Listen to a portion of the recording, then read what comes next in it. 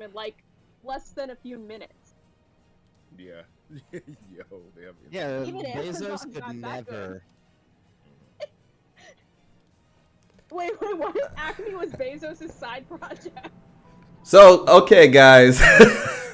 We are now live. Sorry. We're Hey, live? We're live. Answer the question. What if Acme was Jeff Bezos' side project? That's where we're starting, guys. Sound off in the chat. That's where we're starting. I am confused. Confused. If you'd like clarification, sound off in the chat. We'll be here all night in that game. So, welcome everyone to the Pure Soul campaign. Those of you who remember me from back in my last campaign, you see a few familiar faces with Rich and Sean. And now doing a whole new campaign in the same world. This one's called the Pure Soul campaign in the Kingdom of the Sun. But before we get into it, I'm going to go to the person to my right. I want her to introduce her amazing self and what character you're going to be playing. So if you can take it away. Hey, I'm assuming you mean me. Yes. I'm the one who's she, her pronouns here. Hi, I'm Khadijah. You might know me on Tumblr, TikTok, or even AO3 as Khadij Al Kubra. And today I am going to be playing the barbarian half-orc tiefling Dahlia Symbol, although her last name is actually like a fake one right now, so her real one is Sistus, but for all intents and purposes, she just goes by Dahlia. Write that down. Is it? Could be. Maybe. Right. We don't know yet. Keep it on over to the right. Justin, go ahead. Hey, hi everyone. My name is Justin. I'm mostly known on the internet as Freddy's roommate. Tonight I will be playing the illustrious Maria Roseheart, which is a multi-class of a rogue and a warlock. So it should be fun for everyone, darling. So yeah, it should be fun. And we're going to drop it on down to a familiar face, who originally played a rabbit folk cleric after the untimely demise of the bugbear blood hunter. Rich, take it away. Hi, it's me, Richard Humphrey. You can find me on most social medias at Richie Humps. You can also you can find me on Fortnite at Pepperjack Fan. Let's play on that. Today I will be playing the Dragonborn Ranger Shaka. And that's all the info I want to give. That's all you. Full name. That's all you're getting. You got. If you want to know more, you got to stick to the story. And right below me, my buddy Sean. Go ahead. I am Sean. On the internet, I'm known as Kenobi Homie on Instagram and on Twitch, and also on YouTube. I will be playing Neswin Sledge, Tabaxi Rogue Assassin. I will say he's got a good accent. That's about it. That's it. Yeah, that voice. Thank you. And I'm Eric Bell, your DM, and be playing a variety of characters. If you guys want to, I do haha Dungeons and Dragons skits and jokes on TikTok. So you guys can find me on Bell Comedy with that. You can find me on Bell Comedy with pretty much every single social media. You know, I'm most active on TikTok and Instagram, and I'm also a stand-up comedian. So if you guys are ever in the Las Vegas area, you can see me perform. My next show is this Friday at the Orleans. So I hope to see you guys there. Come onto my Linktree, which is also Bell Comedy. And I'm very excited to do this campaign because if you guys noticed, it's all POC cast. So What? which is something I've never actually got a chance to ever do. I'm very Did much. you ask me to play because I'm Asian? Yes, that's exactly why I asked you. Wait, which of my races are you actually for? Latino, Armenian, or Italian? You know, every so often, you guys gotta go with ambiguously anything, and you're just like, oh, I hit all the darts right there. She's like, I am just a New York City block. I am in Jersey. But one of the things about playing Dungeons and Dragons and any type of big nerdy game, I'm very much used to being the only black guy in the room, the only, other. And so I really wanted to know what it would be like and experiences, and actually put some content out there that is a little unique in that retrospect, because I don't really see it a lot on the platform. So hopefully the people who are watching this D&D stream, you enjoy the story I will be weaving and the impressive players and entertainment that these lovely individuals will be giving. We have done a session 0 prior, so to give you guys a little bit of synopsis of this party, and they are still relatively new to one another. No one has actually spent any significant time. They have just all happened to be walking along the same road to the same town of Candlewood, all for their own unique reasons. Dahlia, being a traveling bard, has a performance in the area. Nazwin, seemingly on a journey to having a general interest in going to a monastery called the Guiding River, for those of you who remember the last campaign, a little familiar. And we have the Ranger Shaka, who has come to Candlewood, but going to a unique location that's signified by the Hang Green Lantern, where different rebel forces can intermingle and communicate, where our ranger received a map with a variety of locations and symbols that are outside the area, possibly showing different runes or hideouts or caches. And then Maria seems to be on a little lunch hunt. After only being in Candlewood for maybe 30 minutes, found in a town that was currently dealing with a crisis. One of the big major warehouses was on fire. The rest of the party, even though they didn't know each other, don't even know the townsfolk, rushed to help. Maria took an opportunity to go to a shop that was only one person there. A young, elderly woman named Muna. And Maria closed the door and immediately murdered Muna. And then the black ichor of the... I'll call it murder. I'll call it murder. And then proceeded to devour... Is it murder if the whole town didn't like her? At least be classified as homicide. I mean, You can't be judge and jury. I would say manslaughter, but I guess More like man swallow. There you go. As Maria has That's like... as Maria has, I knew you were gonna. I was like, oh, I'm gonna let it go, but not you, Rich.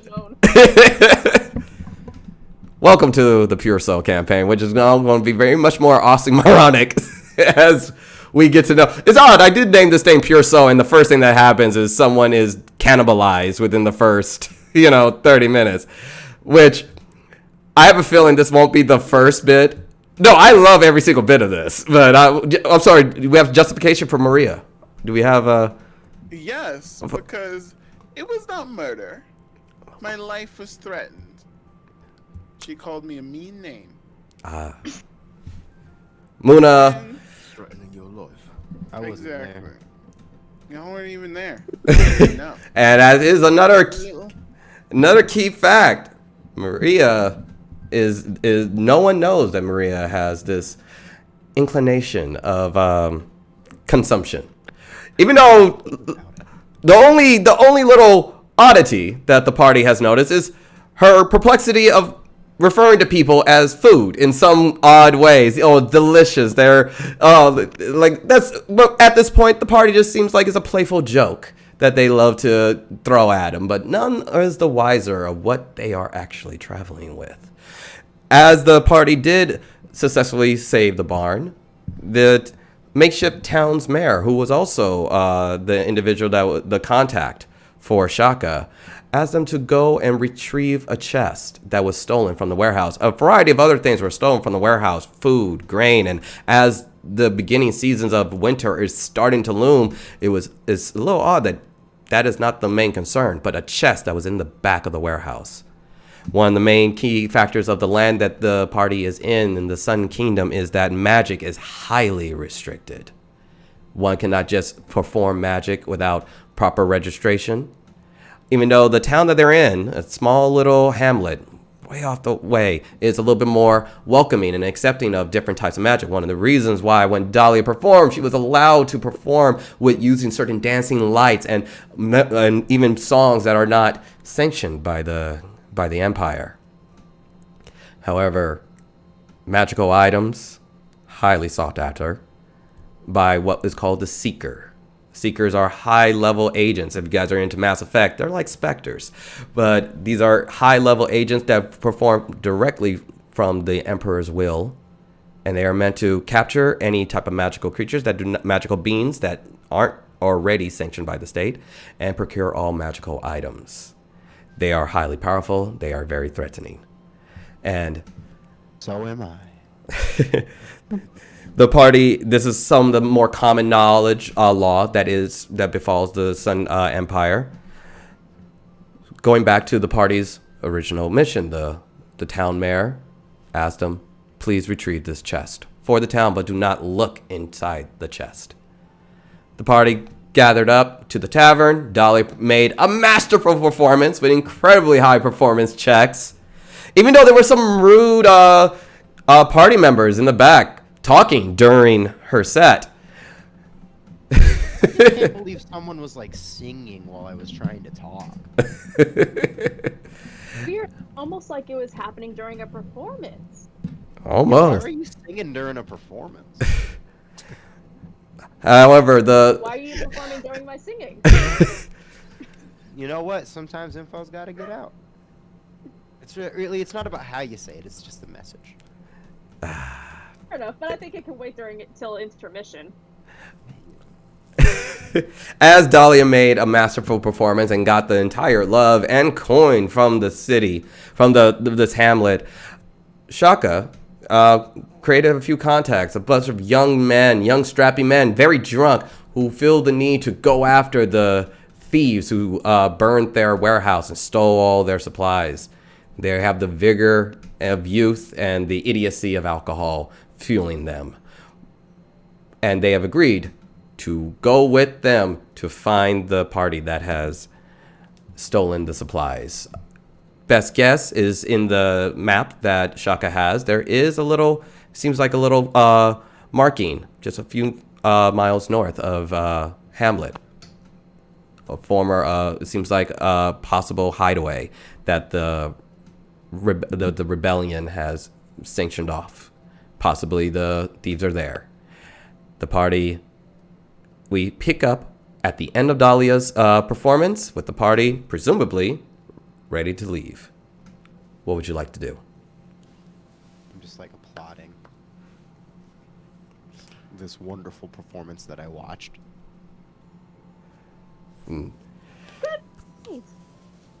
Everyone's still like the claps kind of still like linger a little bit, and now the tavern, tavern in Candlewood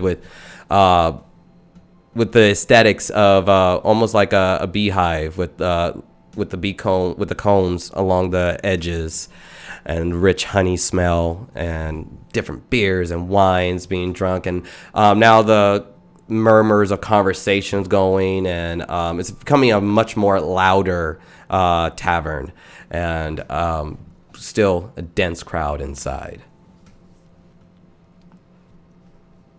So, can you remind us of the goal we have to achieve? I'm sorry. Go to head to the camp. Okay. I think we were following the drunk guys. I'll like throw out the map and I'll be like, so we need to get here. I'll place a marker on that camp. Okay, so you guys see in the map of the Empire, you see Candlewood is actually about a mile away from a river. And across that river, it seems to be like there's a type of monument, a symbol, and then a thicket of forest. And the marker is in the middle of that thicket of forest. Okay. Should we wait till the morning and let the other party group of people go first, see what happens, and then go, or just go with them, just in case they like perish? should we let them go, but watch from the sidelines, like about a yard or two away, and then find our inn might- while that commotion is That might going be a on? good middle ground. That way we At least then we can. House the door. Well, I mean, if we watch, then we can intervene if we choose to, and if not, then at the very least we know what we're getting ourselves into before we step in. Exactly. Okay. It's pretty laissez-faire with somebody's life, but it was my idea. If the idiots are going, we might as well make sure they get themselves killed. Might give us some clues so we can get the job done faster. All right, let's be sneaky. Oh, as sneaky as we can be. So, Belle, before we go, Mm-hmm. I would like to act like I'm going to the potion lady Okay. and see what happens. All right. So you meander over to. Where are you going? Oh, I'm getting some health potions just in case we need it, darling. Yeah, that's Shouldn't be a problem. that's a good idea. Is there one of the drunk guys near me? They're not terribly far from you. They're gathering. They're about 10 feet away from you guys in their own little group. There's about 4 of them, and they're kind of, getting ready. They had like you see some shot glasses by their feet, empty, and I point at them like, "Hey guys, you guys need any health potions?" She's going to like pick some up.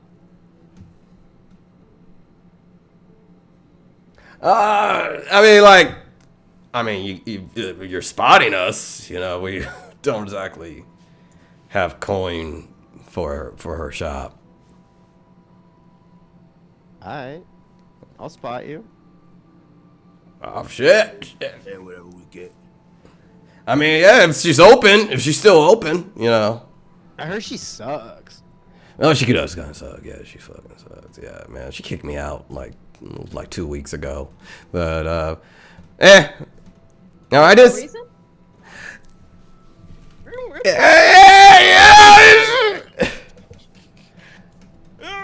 I was I may have dropped something. I may have dropped a few things on accident.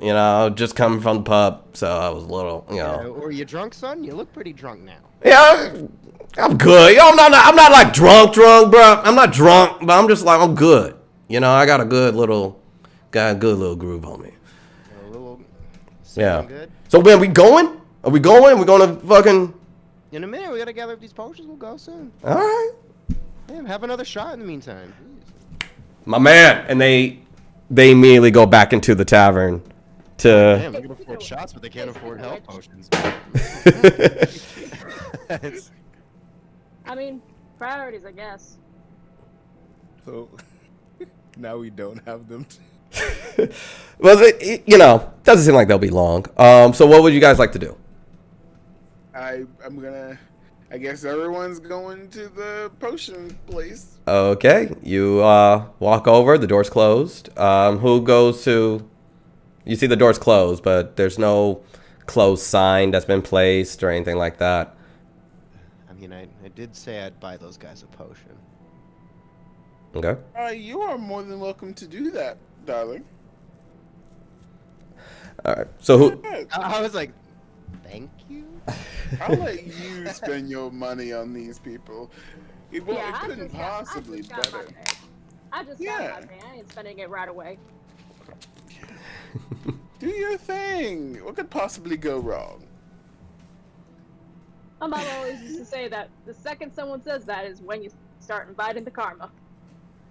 Yes, I love karma. Anyway, I'm going to let the hooligans get the potion, and I will slowly walk behind them a couple feet to wait to see what goes on inside. Okay. Who goes Who goes first? No. Probably them. Wait, them? Oh, you waiting for the kids to come back, and they're gonna go through the. Okay, so you guys wait out. Doesn't take about 5 minutes, and you see them now a little bit more loose, and they take their shot, and now they not only did they all take a shot, they have roadies with them, so they have these large little pints as they're walking. Like, "Arr!" This is this is why Muda kicked us out last time. Yeah, remember that? Yeah, I remember that. All right, and they go ahead and they go to knock on the door, and as they knock, the door just kind of opens, and they walk in, and hey, no one's here. Yo, Muna! Like that? Yo, Muna! Bitch. Hey, take her, she won't mind. Like, the town's in danger. And they're like, I don't want to steal from Muna. I ain't gonna do that. That's... Hit her with an IO. Man. Like, and that's... I mean, she's not the nicest person. I ain't gonna lie. She's not the nicest person. She never comes to the shows. She always has during every town's meeting, she's always griping. And, very rude to the kids. So I'm not her biggest fan, but I ain't gonna steal from the lady. I'm not gonna steal from her. I mean, if we already know we're just getting health potions, we could just leave the money on the counter and take what we need. I'm not gonna stop you.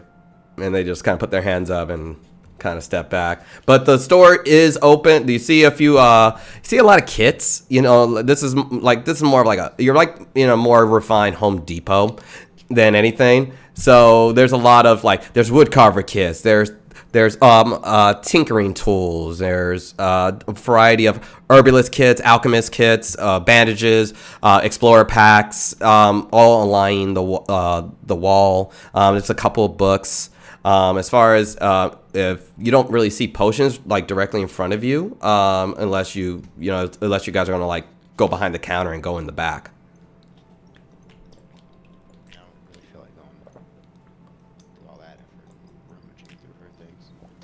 Oh no, yeah, that would be disrespectful to go through a thing.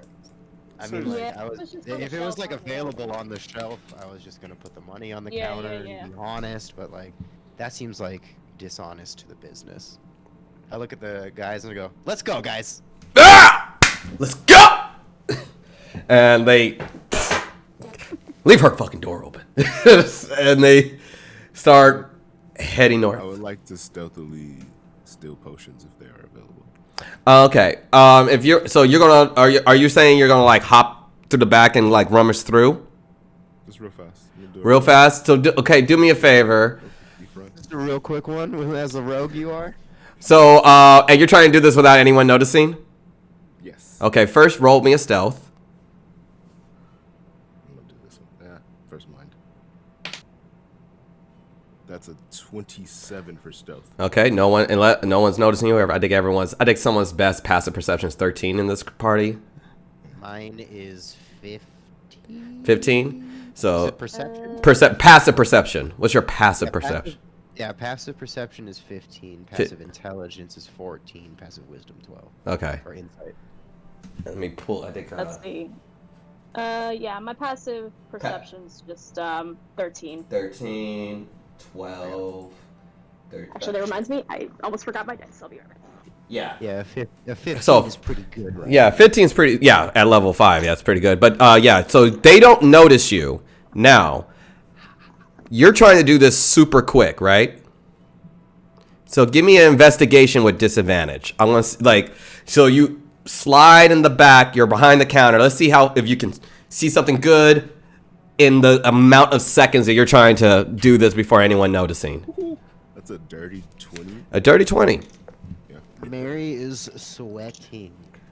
You look around and it's where's the fucking healing potions? You see a lot of healing kits, but you don't see healing potions. And you do real quick. You look all the way at the bottom in a small little crate. It's very tiny. It's low, and you see you do see a lesser healing potion. One right on the back, kind of tucked away in a little canister. Man, that seems like somebody fucking needs that. That seems like an emergency thing. Yep, it actually does seem like that. That's exactly what it seems like. Seems like that's a oh my god, but you with that kind of you did a natural. You said a unnatural 20 investigation at disadvantage. You were just able to cool, boom. Oh wait, am I supposed to roll twice? and then. Yeah, that was the. Yeah. Oh, did you? Oh, was that your first roll? Yeah, it was disadvantage. Second one is a 17. Yeah. I already said it. I figured I wasn't gonna. I already said it. It was because you was a 20. I was like, okay, you see it. But yeah. So I already said it. It's there. You know.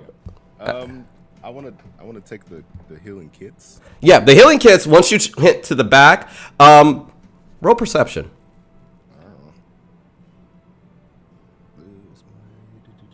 That is a 15. 15. So you do see the healing kits. One odd kind of peculiarity about them is you look at the store. The store is very well neat. Everything's where it belongs. But behind the counter, it seemed like it was recently rummaged through. There's a healing kit like up against the wall. It seemed like it was oh no, that was odd. But it seems like that a lot of things were pushed around, like almost like looking at the anything drawer in your kitchen, and someone just grabbed and threw a bunch of shit out. There's a lot missing, but you do see some healing kits that are just kind of tossed away. It just seems like messy. Well, can I just pieces everywhere? Can I rummage maybe one together and? Yeah. With your investigation and your stealth check, you're able to kind of put together one full healer's kit. I'll take that, and I'll leave. How much do those run for? What is she charging for those? As far as how much you think, let me see. Yeah, I was gonna put 3 pieces of gold. I mean, if I roll intelligence, I'm cool with that. Yeah. Ooh. Let's do 13. 13. Hold on. Have we lost someone? Oh, we're back. All right. You rolled a 13. You know generally that a healer's kit is about 5 gold pieces. All right, I put 6 gold pieces on where the kit was, I guess, in a tucked away place, so nobody's gonna come steal it. Okay. And then I follow everybody out. Alrighty. You follow everyone out. Guys, step out, and you see that the young lads, they are, because they feel like you guys are with them. Are you guys walking with them, or are you just kind of just giving them a little bit of a bearing and giving them some space, or you don't want even the kids to know you're following them? You want to feel like you ditched them? How do you want to go about doing this? Makes more sense to gradually give them more and more space until they don't notice that we're kind of putting more distance, because we don't want to be obvious right from the get-go. Okay. Everyone give me a stealth check. See if you all kind of do well enough to where no one notices how much space you're giving them. I rolled a 16. Okay. Let's see. 12 plus... Rolled a 15. Nice. Wait, a question. What's up? I have expertise on stealth. Do I roll advantage on that, or that? Oh no, you just get a super high bonus for it. That's why your expertise. That's why you got. What's your plus? 14. 14? 10. 10. Oh yeah, that's why. That's why it's a 10. Because your expertise in it. All right, so you guys are these kids are drunk. I got a 1. You got a 1. I'm not gonna lie. You got a 1. First one. There's always one. There's always one. And the ranger, no less.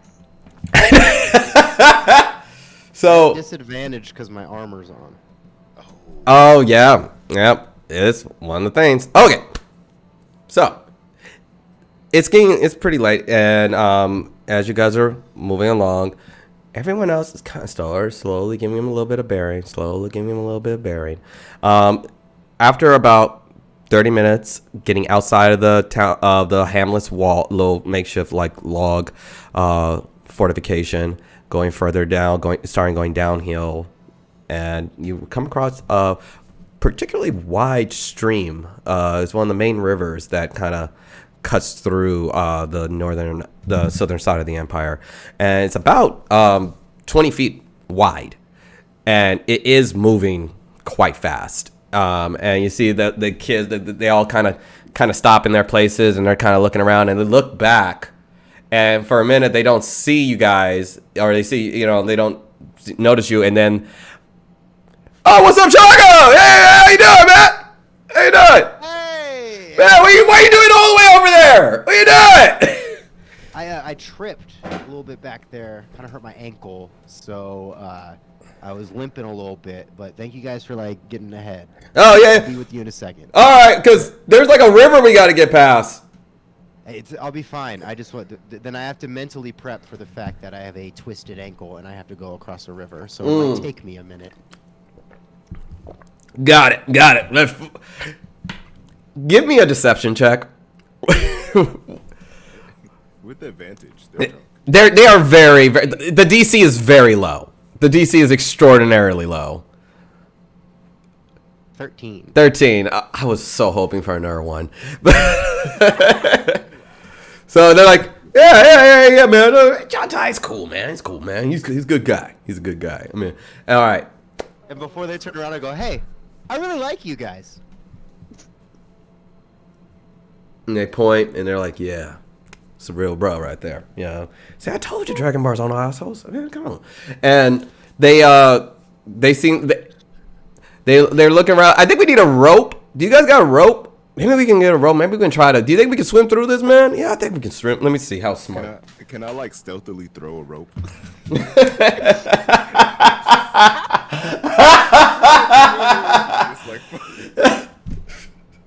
Give me. I'm positive I have it. Yeah, I have a hempen rope. You want to just a rope to just fall? I just want to like, room of requirement. They're okay. Here's the thing. They're drunk. They are drunk, but they're not complete idiots. If they know they are traveling with people. If a rope just happens to fall, if you want to freak them out, I'm down for. Go for it. Give me stealth. It's just because your expertise is stealth. You just want excuses to. So I'm fucking with him, but I'm helping him. So it's good, right? I mean, go for it. Give me a stealth check to see if you. Oh, damn, Jesus. What you do? Here come my old game rolls. I just rolled a 12. 12. So that means you rolled a 2, or was that a 1? I rolled a 12 is what because you added on there. So was that a natural 1 or was that a 2? It was a 2. Okay, that's fine. That's fine. I just punish once. But it will always be fun. I promise you guys. Don't be scared. I promise it will be a fun time. Trust me, I reward natty 20s on ability checks. I reward them too. I ain't ever scared. I know. I always love that. Yay, you don't supposed to, natural 1 that's not for ability checks. That's delightful. Yeah. Not in my game. But don't worry. Okay, natural 2. You think you're gonna lob it. You get a good hook, but you just hit one of the guys right in the face. And unfortunately, Dahlia, Maria, all the incredible impressiveness you guys have done to weave your way back and kind of get on notice, it's just kind of tossed out as now your 2 compatriots has just kind of blown it. One got around and one threw a rope at them. So they're like, we heard you needed a rope, and they're helping me. So we just threw you a rope. Yeah. All right. Hey, they So- really like you too. Come on, man. So they're going to try to see if they can lasso a rock on the other end. I'm just gonna kind of like side eye him and go, "It's a move." They try. They do not succeed. They try again. They do not succeed. And you just see these guys like, "Man, give me the fucking rope," and they're trying to do it, but Bell. Mm. I'm going to look at my compatriots and say, maybe we can give some motivation. And I would like to do a minor illusion cantrip. Okay. The sound of a very large animal, maybe a bear or something, behind them. Oh, right. Okay. Let me. Like maybe give them the fear of God. How strong is this river? You can. Also, how wide is it? It's about It's about 20 feet wide. It's about 20 feet wide. And it is, it is actually, if, for those of you who are more, you know, global with this general area, which Shaka you do know that this is actually the river that does connect to the Guiding River Monastery, just maybe a ways down a very, very long ways down. It's fun. I look at him and go, Guiding River. Oh, why are you saying this is a river? I'm saying eventually it'll get you to a place you shouldn't be going, bro. According to some What- advice I got. What's your spell DC for the minor illusion? Let's take a look, shall we? A minor illusion. A spell DC, it doesn't say. Oh, what's your general spell? Oh, 14. 14? DC. Okay. Oh, yeah. Hold on. Yeah, he fails. He fails. Well, one got a natural 20. Ah. Yeah. So, 3 of the guys immediately like, oh, shit. Come on, man. Come on. He's like, what the fuck are you guys? One guy is just like peculiar. Is like, that was it. And but they're so rushing. They're now kind of frantically throwing the rope, seeing they can catch one of the rocks. First guy fails again. Second guy fails again. So that man who got the natty 20 adversely would just be scared that magic happened, right? He is presuming a lot, and he's kind of drunk. Remember, you guys are in Candle. It's a big bear. Better hurry. Like it's right behind you. There's gotta be an easier way to do this. He only hears Winnie the Pooh. Yeah, He What does Winnie the Pooh say? What is he saying? Shiver me timber. No. oh bother, oh I bother. love honey. If I could have Yeah, a smackle of honey. just a smuggle. The guy who got the nat 20 just doesn't think much of the sound. He can choose to examine it and be able to determine that Wait, holy shit, was that magic? He just doesn't care. He does. You're presuming a lot of intelligence off of this man. You're presuming a lot. He is not a bright bulb. He just didn't think much of the sound.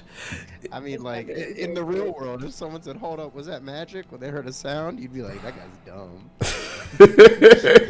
I'm gonna say that. So you guys have Hold on, was that magic? So as you guys are seeing this play out, it's been like at this point 15 minutes, 20 minutes of them attempting to toss the rope and catch it on something and failing over and over. And even when at one point they start freaking out, like, dude, we're gonna there's a fucking bear here, bro. We gotta fucking get. And I'm gonna tie my rope to an arrow, and then pull out my bow and shoot it into a tree and give them a bridge and be like, shit, there's a bear, go quick. Okay, go ahead and roll. Give me just a proficiency roll as far as tying. Like, what kind of bow do you have? I have a longbow. Longbow. Give me a roll. Give me a proficiency roll. See how good you can fling a 60-foot hemp rope, hit it to a tree, and it lodges in. Jeez, when you say it like that, it Sounds different. Right? I mean, you're 17. It sounds like a 17 won't do it. you fling it, the rope goes across the 20-foot ring, and you see the tree hits it dead center. You're a good marksman. Oh, thank God, Jesus. Fucking finally. And then as I do it, I go, I'll cover you guys from back here. It's better if I stay behind. Okay, go ahead and give me persuasion. I want to see if any of these guys, and I want to match it with their intelligence, which is not high. Oh, never mind. This new dice have such little numbers. 19. 19? Yeah. That doesn't take much. But they're like, all right, man, let's go, man, let's go. And the first guy, he kind of starts walking down the river with the rope, kind of hose it in, gets about a few feet deep, gets knee deep. Once it starts getting into it, like his upper thigh, he starts kind of like, now he's actually using the rope and trying to kind of push through. And you guys see the river start kind of pushing him downstream and pushing the rope with him. And he gets about 10 feet in, and then the rope and the arrow come out and flows. And I'm just going to see. Let's see how lucky he's got. I'm going to do a little odd. The arrow catches on something. Even it doesn't. Oh, damn. Come on. Are you kidding me? Oh boy. That's a 7. So he starts going. And you give an ability check to an arrow. How strong do you think an arrow in a tree is going to withstand the weight? I'm not gonna lie. When you said that, I was like, I don't know. How like how strong? Like it's not a. Was that gonna be stronger or weaker than lassoing a rock? Generally, yes. It's Rock. a rock. It's a fixed. Yeah, if you If you can get some time. There's no fixed rock on a riverbed. I didn't say on the river. It was on the other side of the river that they were trying to lasso it onto. You try to hit an arrow, and that arrow holding a rope that has to maintain the weight of a grown man on a downstream that's pushing outward. That's a lot to ask from one arrow. It's also a lot to ask for that rope not to just slip over that rock after the lasso it if the water's going that direction. Didn't I say odd it would catch? I'm pretty sure I said odd it would catch. Even it wouldn't, right? No, I just say like either way, it's the same. Good luck when you go across the river. I'm just kidding. Okay. He's like, oh! He goes down a couple feet, but eventually the rope on the far end gets on, seems like a rock that is just kind of wedged in, and he slams against one of the rocks inside the stream, and he holds on, and now he is trying to just kind of strong arm it, and and let me give him one more athletics. Just like that. And I wrote a natural 1. So you see him go, and then the stream is just too much, and he goes down the river. Damn. Shit! Two of his buddies run to try to run downstream to help him out. One of the guys just kind of stays there. What would you like to do? All right. Guys, I'm good, guys.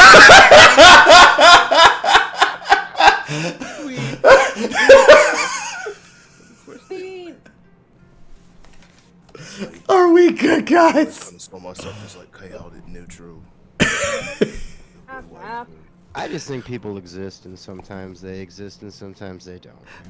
Oh my god, he's getting crushed by rocks. Oh my god.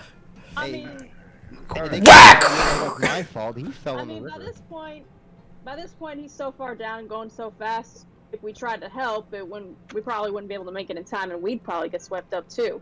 Here's what I say. I say later on we go back towards the Guyton River. As soon as I can.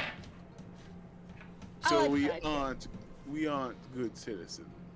Let us. Mate, you We wanna will check push back I on him? mean, Is that I'm chaotic neutral, so. Whoa, Okay. This part To the is person dangerous. that's standing there not helping their friend, what are they doing? Picking their nose? Yeah, that's a good question. He was looking at you guys and looking at his friends, seemingly not really certain which way to go about it. Seems like he didn't initially run after, but you don't know. He's just kind of standing there quietly as he looks over at you guys, seeing what you guys are going to do, and he looks down the stream. When he looks at me, and I look at him. He looks at me! And the last him is him going down the river. Wow. All right, I'm gonna look at this down the guy. river. Oh, we're singing that song. That's what I'm thinking. Rolling on the river. Okay. Seems like an inappropriate song right now as a man just out of shit. He ain't saying nothing. He ain't saying nothing. He just... A few jobs from the city. He's drunk, so his bones, he's flailing about. He'll be fine. Yeah, actually, I think mean, he'll like- be better because he's drunk. Right. I heard in trolley crashes if you're drunk. Something about That, the like- limberness in your body. Yeah. But you can usually take a few more hits when you're drunk. Yeah.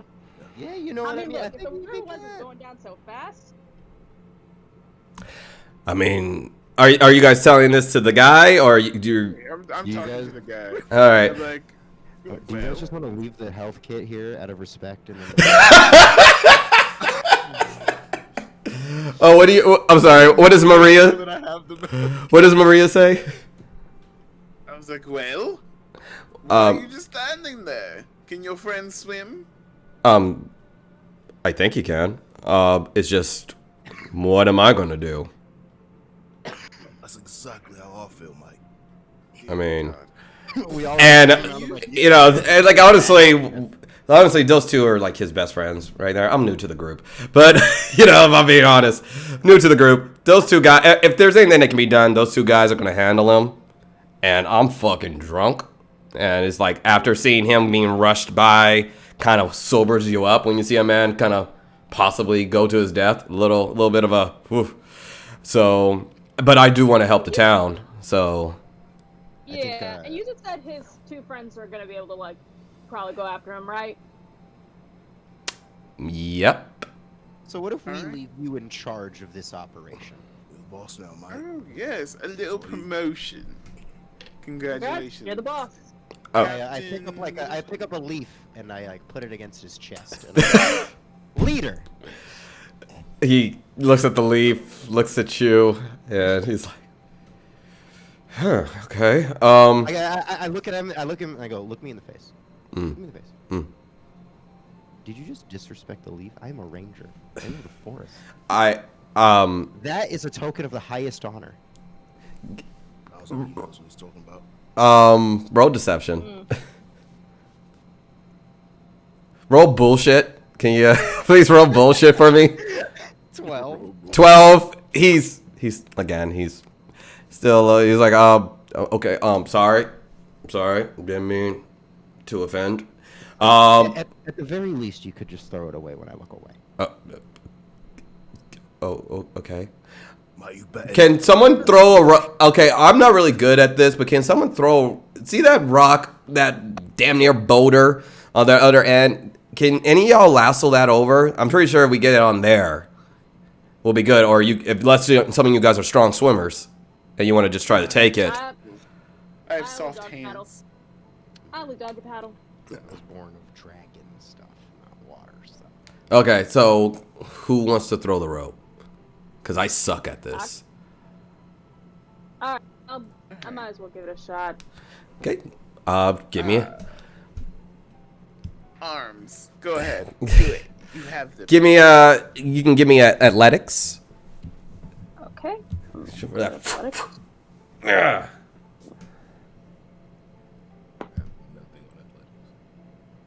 on I don't know 22. any other 22. The tiny tiefling or half orc just and you just hit the sweet spot.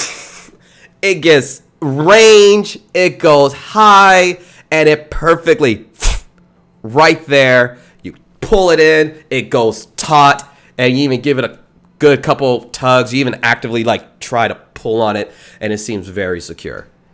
I look at the guys and I go, so you guys didn't actively try to tug on the arrow to see if it would be good before you went? You know, that would have been a good fucking idea. It would have been a good idea. I mean, I didn't really think about it. You know, we were just like excited. And, you know, Guys, and like I said, kind of fucked up. You know, I'm pretty fucked up right now. clear evidence that this isn't my fault. We can all agree on that. But not me. Mike, every We man are is wasting responsible for his time. own life. Yeah. So I he cast go. Gaslight. He cast gaslight. So he starts going down the river, holding the rope, and he starts making his way. I guess he's now halfway in, waist deep, which is where the last guy, you know, didn't do so well. But he's and he's pulling through. Do it for the Leafs, son. And he gets up. He's on the other side. He's like, hey, rock on. And he gathers the, he gathers the rope and tosses it right back. Falls. Who's next? I'll go. Alrighty. Give me athletics.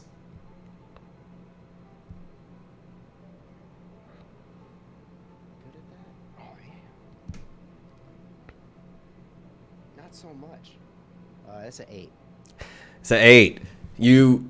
As you're getting about halfway there, you're stepping, you step on about a fist-sized rock that just seems like it just kind of sinks in, and you kind of fall into the water a little bit, and you start sliding down the rope. Go ahead and give me a dexterity saving throw.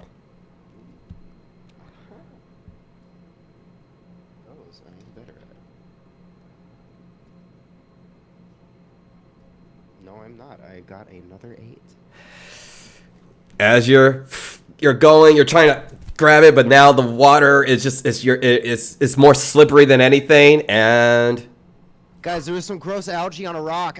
and you lose grip, and you start going down the river stream. Wait, is my rope still available? Can I throw it out to him? If you want to throw it as a reaction, go for it. Yeah, do that. All right. What am I rolling? Roll the hit. Give me just a general dexterity. Give me just a dexterity if you can. Rolled a natty 20. Natural 20.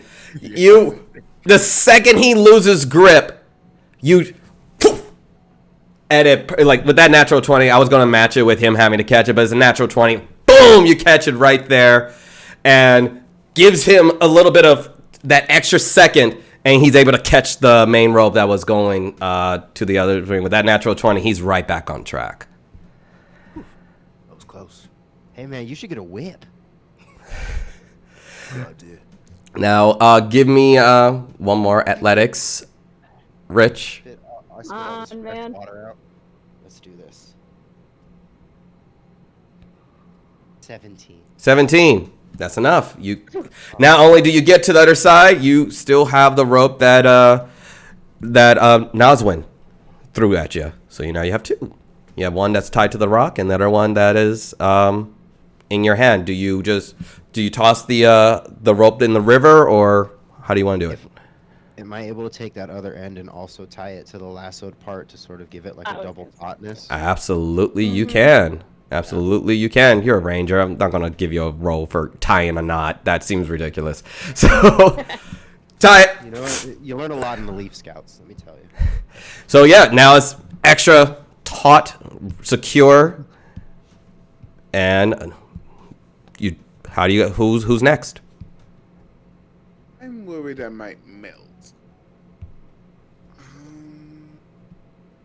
Okay, I don't want to be last because then no one can catch me, so I'm going to go next. Alrighty. So Wait, real quick, I'm gonna tell Maria, hey, maybe you should try tying that around your waist. Just make sure you don't slip as easy this time around. Yes, I love a good rope belt. I'm going to do that. Tie it on my waist so I don't die. Now for you, I need a sleight of hand. I need just general dexterity. No, actually, Sleight of hand. Sleight of hand. That's good. fine. It's good. Yeah, he's like, no, don't make it difficult. Give it a sleight of hand. Go ahead. As far as you. That is an 8 plus 5. Oh yeah, that's good enough. That's good enough. And okay, you feel nice and taut, and you start going. Give me athletics with advantage. Advantage. You got extra. It's now nice and secure. You're tied up. You have a lot of things kind of helping you out now. Okay. Oh, thank God. Definitely should've thought One that was an sooner. 8 and one was an 18, but I have a -1 athletics, so it's 17. Total. 17. You're going good. You're now in that midsection where everyone keeps having a rough time. But again, you feel very secure, even though the water is pushing you. You're a tiny thing, so you're now kind of already kind of going with the stream, but you're still nice and secure. You're feeling good. Go ahead, give me one more athletics with advantage. Ew. Fish pee in this.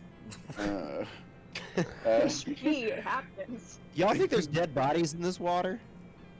Ah! Dead bodies. I mean, the bodies or the fish bodies? Who knows? Fish babies. Fish semen, probably. Keep your mouth closed. Oh, great. Ew, I don't wanna rolled be a. What'd you roll? Semen. I rolled a 15 minus 1, so a 14. 14. Don't worry, the DC is not that high. Just people fell hard, so you're able to. Just gotta get more than an 8. God damn. You're level 5. It's not incredible, but you're able. But you are sludgy. Your pretty dress is now just wet and a lot of seaweed at the bottom, murky mud in your shoes. But you get on the other side. You absolutely get on the other side. Is there any way I can fix this with a minor illusion or something? I mean, if you want it to look like, or if you want, I don't. Do you have prestidigitation? I mean, I'll let you clean up. No, I don't. I'm not that magical.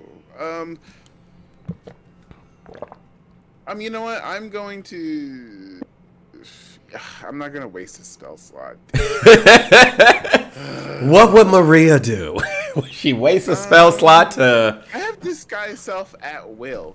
That doesn't make it. That still uses a spell slot. So Yeah. I'm just gonna use. I'm gonna use minor illusion to make myself look like a. What's it called? Like a 1900s adventurer with pants, with like those really wide hips. So, you still feel the dampness of the clothing and everything, but you look ready for an adventure. Very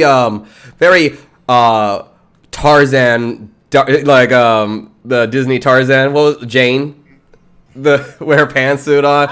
I was thinking more like more like Evie from the Mummy movies. Oh, yes. Retcon that. That is way better. You look great. You look good. Ready for adventure, darling. It's all in black because it suits me better. Yes. Anyway, let's continue. All right. Who's next?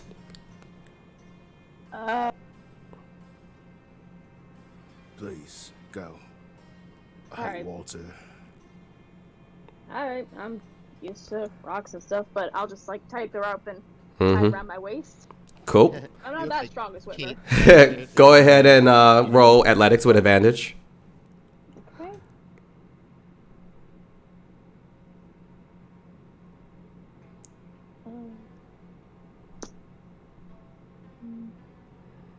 You said athletics, right? Yeah. What's advantage added? Advantage is you roll twice and you take the highest number. Oh, okay. Okay, well, the first one was a 24. Oh, well, yeah. You're good. You're good. Was any of them a natural 20?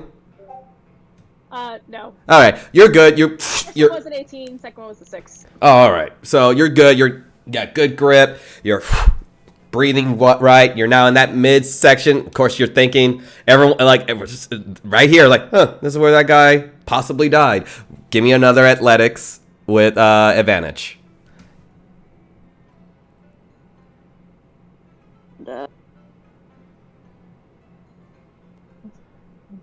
Okay, first one was a 5, second was a 7, so plus 6, that's a 13.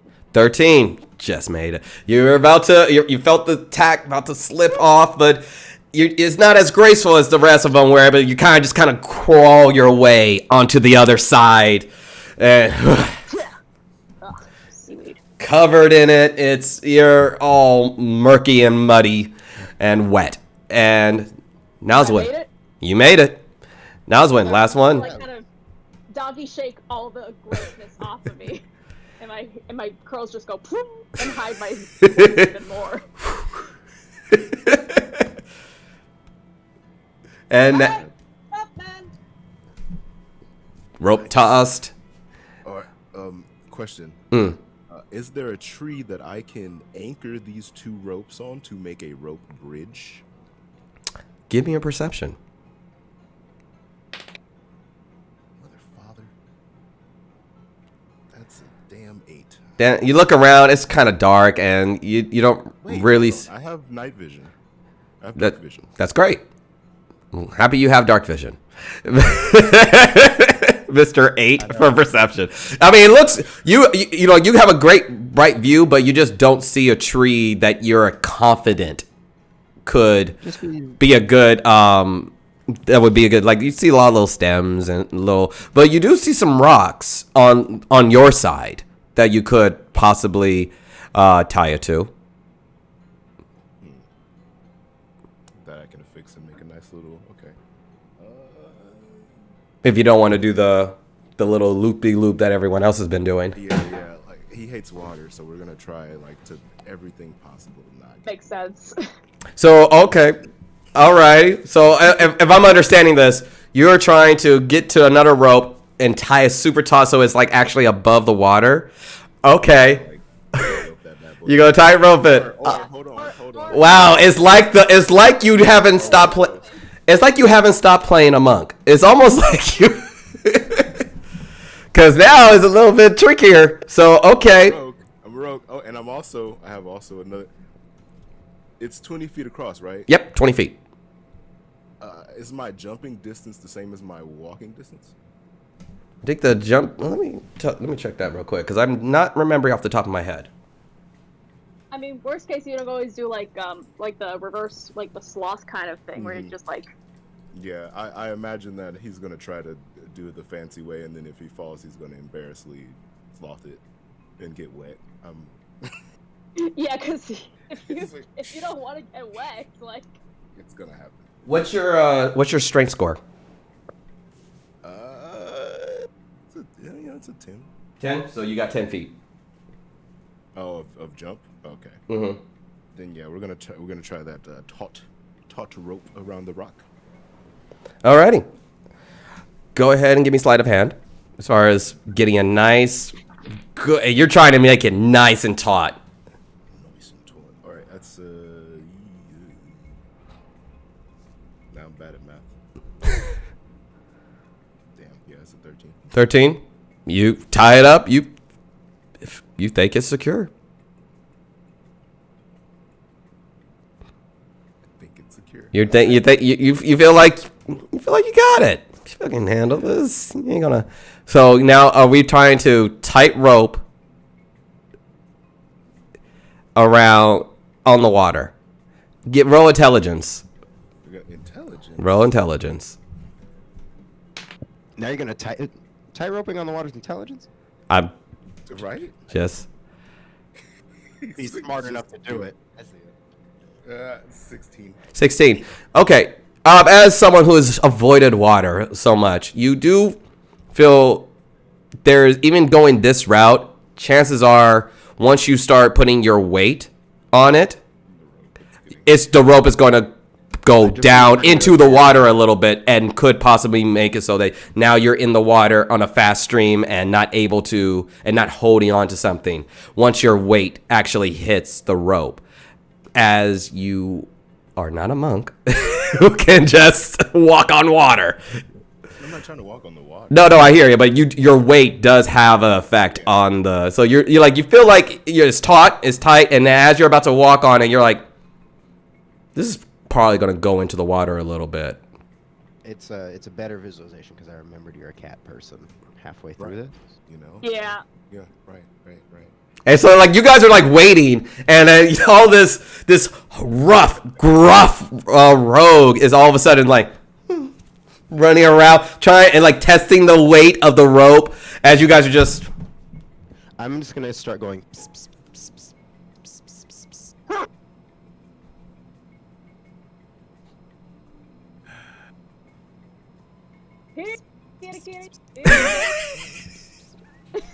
It's not funny. I'm gonna shake a little bad. Hey, I can get. Yo, bro, I can. There. Hey, you should come over here. There's like a little bowl of milk, like right here, with no odor, man. You should totally come. I'm lactose intolerant. Oh, man. Like All right. Oh, man, you got this. You're the cat's meow.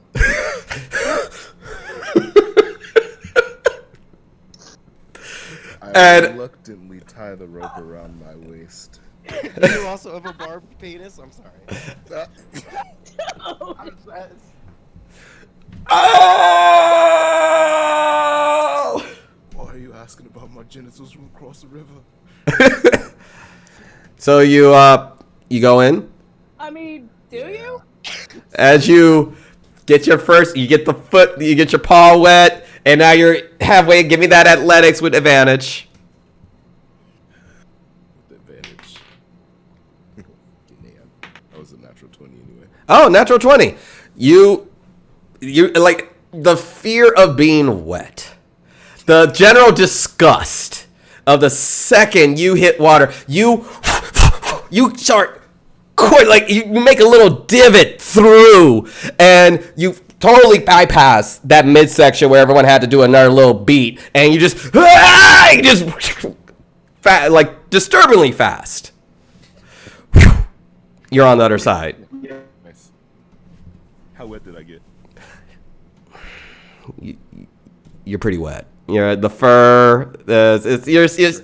You weren't in it for long, but it still was a thicket of river. So A wet cat. you look like a wet cat, and you kind of smell like a wet cat.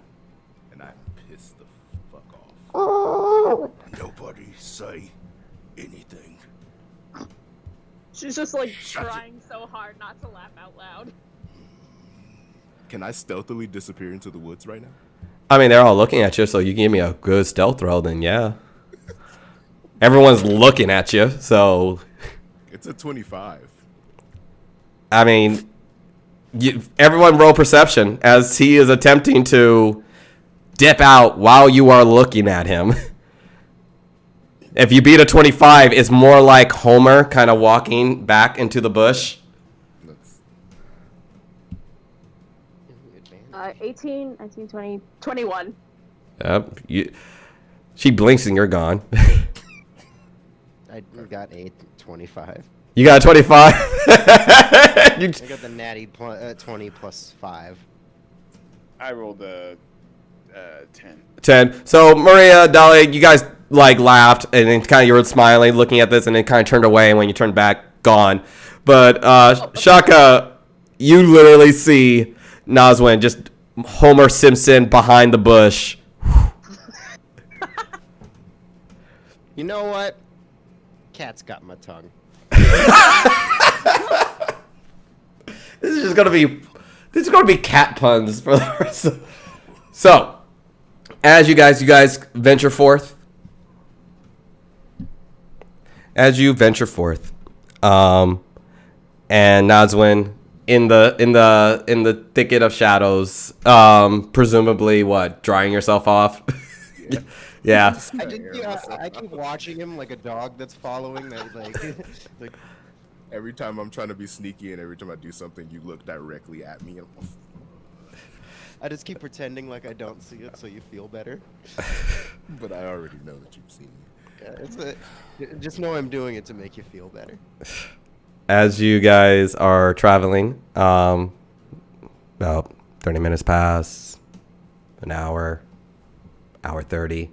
You come across what you presume on the map, that little monument piece. As you see this large structure as made out of marble, but looking like the talons of a dragon that kind of sticking outward of the ground, kind of peering over. But what most notably, this structure is about 12 feet tall, about 6 feet wide. But hanging from this structure is a body, hung by the neck with a sign over his neck saying, "Illegal enchanter." As the body. I'll say, this place needs a new decorator. Oh shit! I wonder when this guy got strung up. Should we get him down? That seems like someone on the crown hanged his ass up. You know what, my friend? This seems like a whole lot of none of my business. I mean, yeah, that's what I'm thinking. You know, your friend just kind of walks past, giving the monument a wide berth. May I please do a little check to see what kind of caster they were? How are you, as far as what kind of caster? You can give Arcana check. They were an illegal one. It's on the sign. I just want to know. My own records, darling. It's a +3 to Arcana, which makes 14 plus 3. That is a 17. So, okay, so you're looking over you kind of get closer to the body and kind of see what you can ascertain from it. The face is covered in a brown paper sack, with with the rope around it with the sign. As far as what the body, obviously there's no illumination of anything, but what the clothing suggests of these the robes, whatnot, you presume it was some type of wizard. As far as the school or anything like that from, there's just almost nothing. It's just a dead body hanging from, a statue. Your best assumption is maybe a rogue wizard. But as far as specific schools or anything like that, not enough. Would I know anything about this statue? Go ahead and roll history. History. +0. Darn it. Do a roll. Alright, 13. 13. Luckily, a dragon statue is not terribly uncommon in this area, in this entire continent. So it definitely seems like there's some level of importance by it's actually very well made. It's not crude. It doesn't seem like an ancient ruin. But as far as how old it's been or like who constructed it, not really certain, but it seems fairly certain that it's some type of monument in honor to the Sun Emperor. Anything in the pockets of the guy? You go ahead and it's easy enough. You don't need an investigation. You check. Bare dry. What a waste. I generally put him at the foot of the statue. And lay him down. Yeah. So I'm guessing you cut the rope and let him and actually lay him down at the statue? Yes. Okay. Easy enough. Take your dagger, talk it off. Body falls. Put it with respect. Do you remove the bag? No.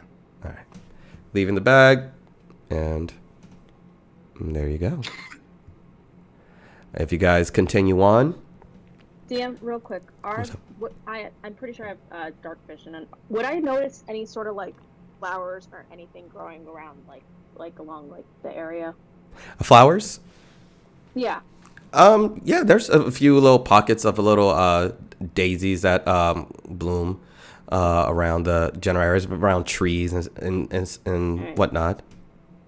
So when I see Maria cut down the figure and lay him down, I'm gonna walk over to like collect some daisies or some flowers or whatever, make like a tiny little bouquet and just kind of silently lay it on his chest. All right. And give a middle finger to the statue and walk away. All righty. Sentiments exactly. As I want to look around to make sure like none of them are like there. As far as your party? I want everyone to like kind of walk ahead a little bit. Okay. With the body. All right. I mean, you hang back. You got a little bit of space between you and your party. I'm gonna kneel down and I want to cast Ensnaring Strike on it, but flavor it as me burying it in thorns. Oh, all right. All right. Describe to me. I'll allow it. Describe to me how it looks. So as I'm dropping down, I want like an arrowhead from my like quiver to sort of fall right onto the body, and as it does, you see like thorns just come up from underneath him and wrap his body and pull him down. Covering it kind of in his own little, Sort of like his own little cocoon. Cocoon, yeah, and it goes into the earth. The body has been buried. With respects. Do I see this? Or no? If you want, like, well, he just kind of hang back. So if you want, go ahead and roll real quick for me, Shaka. Roll stealth. If you were trying to do this on the sly. I mean, like, I'm worried about magic users. I would have been too pissed off and just walked away to notice. 15. 15. That does beat your passive perception, so no, you don't notice it. So, yeah, and you guys venture forth. Unless anyone wants to do something else, you guys continue on. As you're looking over at the map, you start seeing the thicket of forest that's coming along. Are you guys going, now that you're approaching the thicket of forest where you think the area will be, are we still just kind of moving along, or are we going stealth? How are we doing this? I would like to pose a question to the group. Good guys or bad guys? I think it depends on what you consider good or bad. If we were in a similar state as that poor man on the statue, would you be a good guy or a bad guy? Depends on who hung me up. Depends on what. Unfortunately, the clothes before you are not fabric. They're magic. I know I'm not the only one. I mean, you saw my performance. Quite Not like magical indeed. super good at it, but I got enough. You gotta be a little magic to get your way through these forests. Exactly. And you? You might speak for yourself. Well, nothing against you magic users. But me personally, I like a good sneak and stab. Well, that's petrified. As the guy who's been traveling with you guys, Candlewood's always been pretty, good about, magic users. Not the first time we've had, kind of liking when performers kind of throw a little bit of razzle dazzle, but, but we're a small town. I'm not originally from here. I'm from Serene, so that you could. You couldn't. Just cut the shit. Would you snitch? That's all we're asking. No. Okay. I wouldn't. No. There's you know who would? Muna. Muna. 2 seconds sell you out. Hated that part about Candlewood. Hated that we were okay with performers coming in. That one time there was this like 12-year-old kid who rumor was him and his parents were magic users, and they were kind of dipping out. They were from Darut, and they cut through our place, and they were trying to find this like spot where they can like go to, like, I don't know, fucking Lemaire or something. And the town was cool with it. Town, fed them, let them stay for the day, and let them leave. We didn't mention anything when inspections came. No one says shit when they were being sought after. Muna was pissed at the council meeting for that. Pissed. Gotta be honest, Muna sounds like she sucks. She does suck. She does suck. But at the same time, like, I grew up with 20 Munas. From Serene, I grew up with 20 of them. So, it's like one of those, like, when that's the law of the land, that kind of personality is just allowed, Yeah, it's like when there's 20 of them, who cares if there's only 19? Here's the thing. I'm just worried that what we saw back there, and me not liking it one bit, makes me a villain. I mean, And I'm worried that it might make you all villains too.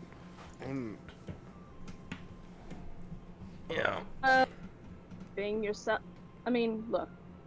If you're screwing over other people or causing shit without good reason, then yeah. But if someone's just being who they are, then if that's villainy, call me a fucking villain. I don't think it's villainous to hate the fact that they killed somebody because they can use magic. That's what I mean. That's literally what they did. So, No, that's what I mean. Like, yeah, Also, do you guys yeah, think call the for map other- I got is like sanctioned by like this overarching governmental empire that's around here? Fuck, I'm not sanctioned, technically. I mean, so all right, all criminals here. Good to know. So I won't die. Just if you cross me, No, I'm gonna fucking knock you senseless. But if you don't give me good reason to, I'm cool with you. so I think we're all on the same page then. Oh, what was that? Sounds like something a villain would say. I mean, A veiled threat. I'm so having a hard time, kind of gauging you all. But I repair boats. Is it? Kill people. Kill people? So, question, guys. Then it seems as though we're having a general conversation about morality here. So, how exactly do you guys want to get the townsfolk supplies back?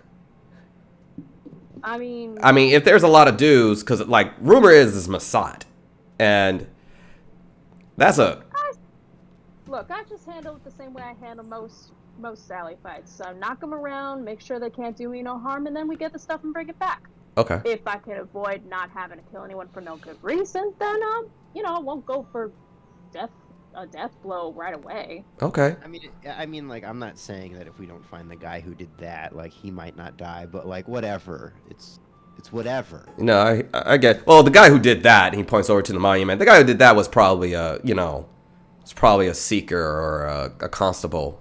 That's a sanctioned hanging. Using a monument. Sanctioned by not me, sir. I mean, yeah, obviously, real talk. Fuck the Empire. Someone who did that just for using magic or not from being around here, then I might consider killing someone who did that. All right. So, okay, I feel like I got a good gist of you guys. All right. Okay, I feel a little bit more comfortable. You're oddly quiet. And he points over to, oh no, he doesn't know where Nazwin is because you're still chilling back. And I was like, where's the, okay. All right. So, press on. Let's fucking do it. All right. So, okay, this is now the DM. Are you guys just walking through, or now that you guys are about to enter the forest, are we going stealthily? How are we doing it? I would like to do it stealthily. Who is the most sneaky of us? I'm quite sneaky. Catman, are you also sneaky? Catman, I am more sneaky. A bit. Yes. I'm not like super stealthy, but I'm okay. It helps that I don't have armor. I would suggest the sneaky among us go ahead, and then we call for the muscle when we need it. Just to see what the threat is, and then we'll come back, and then we'll create a proper plan. I think that's a pretty good idea. What about you three? I mean, I'm not exactly the stealthiest of guys, so I'll hang back. Don't I'm worry. not quiet, but I know my way around a forest. Yes, Mr. Feline and I will take good care of you. Come on, we'll teach you how to sneak. Roll persuasion. He is not confident, and you're trying to convince him into going to fight a known band leader, to stealthily go in. So you got. No, I'm very confident that I. Or you can roll deception, or you can do deception or persuasion to however you kind of playing that conversation. Either way, it's +9. So Yeah. tomato. A 10 + 9. 19. What is a 19? All right, let's see if he. It's low. High. Oh no. Okay, rolling again. I don't know what that happened. Oh shit, yeah. He's like, all right. I always wanted to know how to stealth. I'll roll with you guys. Yes, aren't you the leader? What did that leaf the ranger gave? Oh yeah, the leaf. Yes. Captain's orders. Am I right? Let's go. Okay. Alrighty. So your new companion, Maria and Nazwin, go ahead and roll stealth. This should be fun. Stealth. That is only a +5, but 16. what could possibly go wrong? That is a 7 + 5. 7 + 5. Okay. And what you rolled, Nazwin? A 16. 16. Good rolls. Very good rolls. All right. And you guys Sounds like he didn't have a good roll. You guys are trekking along. Oh no. Is he in a terrible bakery? Because What this are we looks like a drinking? bad roll. I brought him. It looks like he's not rising to the occasion. This might be the yeast of your worries. That was a natural 1 for him, but Oh. but We're we'll getting to the crux of the matter. so as you guys are trekking That along, one. as you guys are moving along very stealthily, moving around, you guys are doing very good. Even when your new companion starts to kind of get ahead of himself, Nazwin, you kind of like touch him to hold him back. You're being not only aware of your own stealth, but also you got a rookie with you. And as you guys are going, you start seeing little through the thick of the forest. You start seeing men around what seems to be like crumbled buildings, small little brick homes that are now completely gone. This is more like a small, used to be ruined town. And as you're getting closer and closer, you can start hearing voices. Mostly one particular voice as you at about 30, 40, 50 feet away from your companions, getting in through.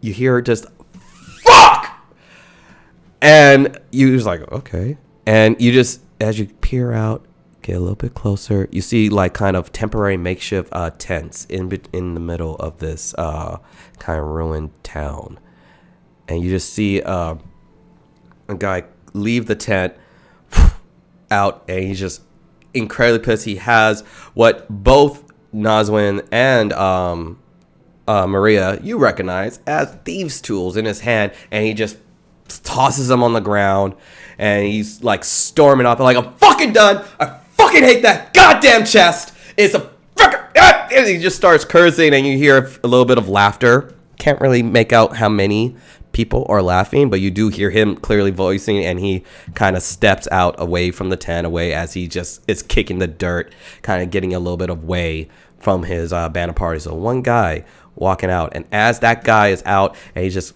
fucking goddamn, your companion accidentally steps a little bit too far and snaps a twig, and the guy looks over and completely sees him.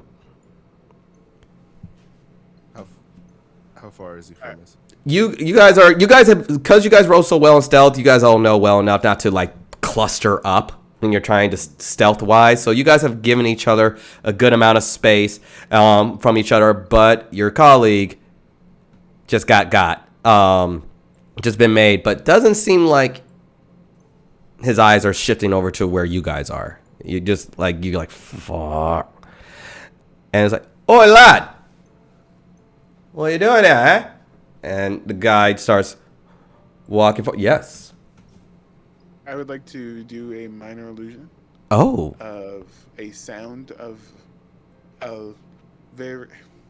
Would a monster be more scary to them, or the law be more scary to them? What do you think? Whichever way you want to go. Generally speaking, just knowing the world you're in, probably the law. Okay, I'm gonna do some Right, when a law is sirens. scarier Are there sirens in this world? I'm not sure.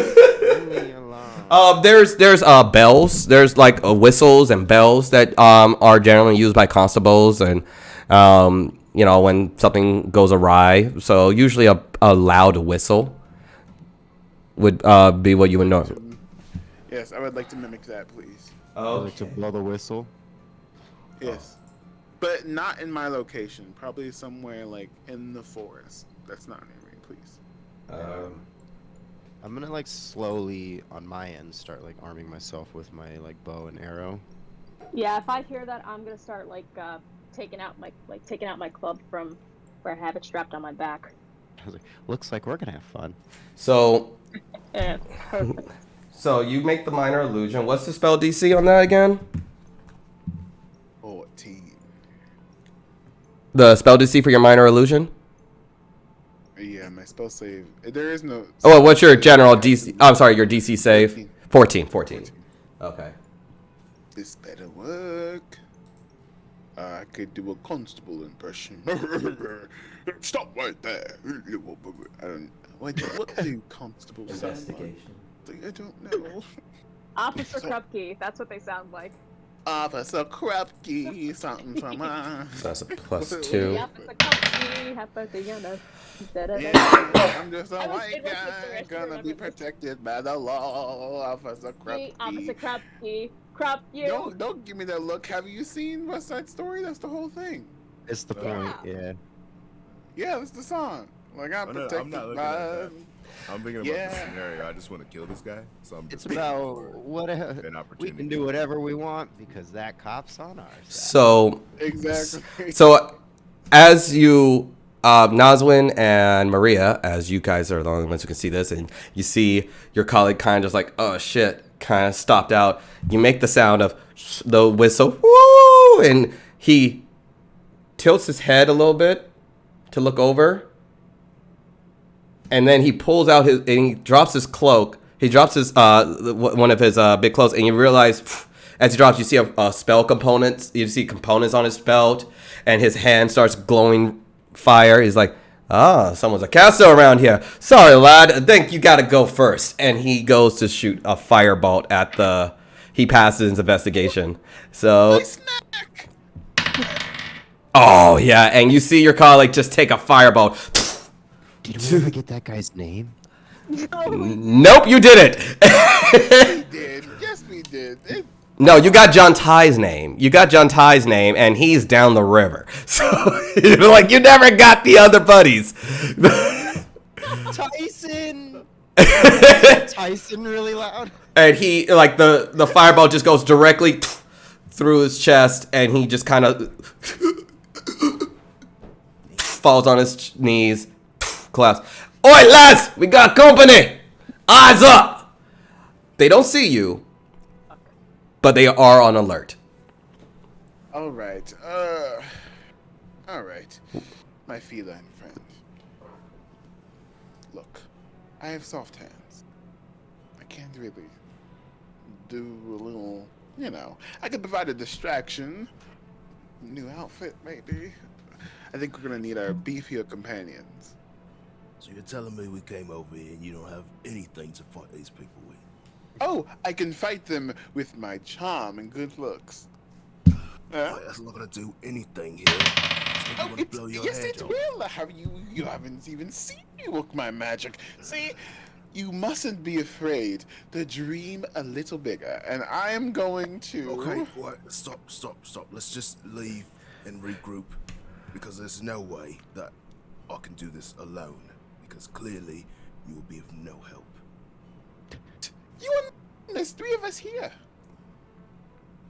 Are you talking about the man with the hole in his chest? No, there's only 2 of us. There's only 2 of us. Just the 2 of us. Mate, I'm really trying to like you, but you're making it hard. Let's regroup. We've got. Okay, wait. Is it just this one dude that's here that we can see, like in? He has run back towards, as he said, okay, lads, ears up. He's run back to what seems like the camp. Damn it! So he's out of reach. Okay, yeah, we didn't get that later. Is he out of reach? I mean, if you guys want to try to do something as he's trekking back. Oh yeah. Oh, I mean, if I can get some advantage right now, I would love to sneak attack him. If you're going for it, go ahead. Roll it. If you're going for it. Should we check? Beefy companions. I mean, Because you have now frustrated me. Go get the others, and now I'm gonna go attack this dude. No, Yeah, I'm would not. we- Are you so yeah, real frustrating? quick. The Yeah, 2 of right. us have heard Would me and Oh yeah, the siren. and at Shaka least. have heard anything like some sort of signal from them that would warn us that like, okay, maybe they need our help? Did you guys discuss a way you would signal each other if you needed help? I don't think so. No, you didn't. Would I? So as far as the minor illusion They all spell, do the thing. as I far may have heard something. now the Yeah, minor. I heard that cop. Let's see. They Yeah. would have heard. They would have Yeah, heard. or the Nah. fireball. You guys got a decent. You guys are more than 30 feet away from them. You guys went through the thicket of forest. You went down a ways before you came in, and the minor illusion is 30 feet distance. So you would not have heard the minor illusion. You would not have heard the cursing. You can go ahead roll perception. If you got, I'll give you guys an opportunity. Go ahead and I'm assuming your ears are up and you're like really listening to it. So Dahlia, Shaka, roll perception. We'll see if is a high DC for this one. 24. 10. So Dahlia, you're just kind of chilling, but Shaka, as your like ears are up, you're just kind of listening. You do hear you start hearing rustling, and you do hear a familiar arcana shot out of a fire, just kind of erupting. You do hear something going down where they were at. It's faint, but you do distinctly hear some fire, some arcana happening. I turn to Dahlia and I go, blades or arrows? Big fucking stick. Okay. All right, I guess I'll choose my own. And I put my bow and arrow away, and I pull out 2 swords from the back, and I go, let's go that way. I heard something. Okay. Can I? Sorry. Yes, please. I would like to help my feline friend by giving him a distraction. Okay. So as he's like going in for the hit, what are you gonna do in that time? This is like a little quick surprise round as you're. I'm going to do a minor illusion of a constable Okay. to pop out the bushes. Okay. Hello there. Yes. All right. Describe. Okay. What we got over there? So constables are generally leather armor. They usually have leather armor on with a thick blue sash that kind of wraps around their shoulders. That kind of ties in with a noticeable badge, which looks like a blazing sun with a dragon head in the center of it. That's kind of like the cliche average constable that would just be patrolling a town. So go ahead. You create that person that charges out at the same time as Nazwin. What are you doing? What is this? Yeah, I want to sneak attack this dude. All right. Roll to hit. Constable Krupke. Do I? Am I rolling with the advantage? Yeah. Yeah. Yeah, that's the one I want. That's 26 to hit. That Don't hits. fuck with us. We got cops and cats. All right, and so this is awesome. I love this because my sneak attack does extra 3d6. Okay. SWAT cat. Go ahead. Roll damage. Sheesh, man. Dang, that's a lot already. Hold on. Yeah, not stuff to bring my 8. Did I bring 8? I have an 8. So, God, that's a lot of numbers. Hold on.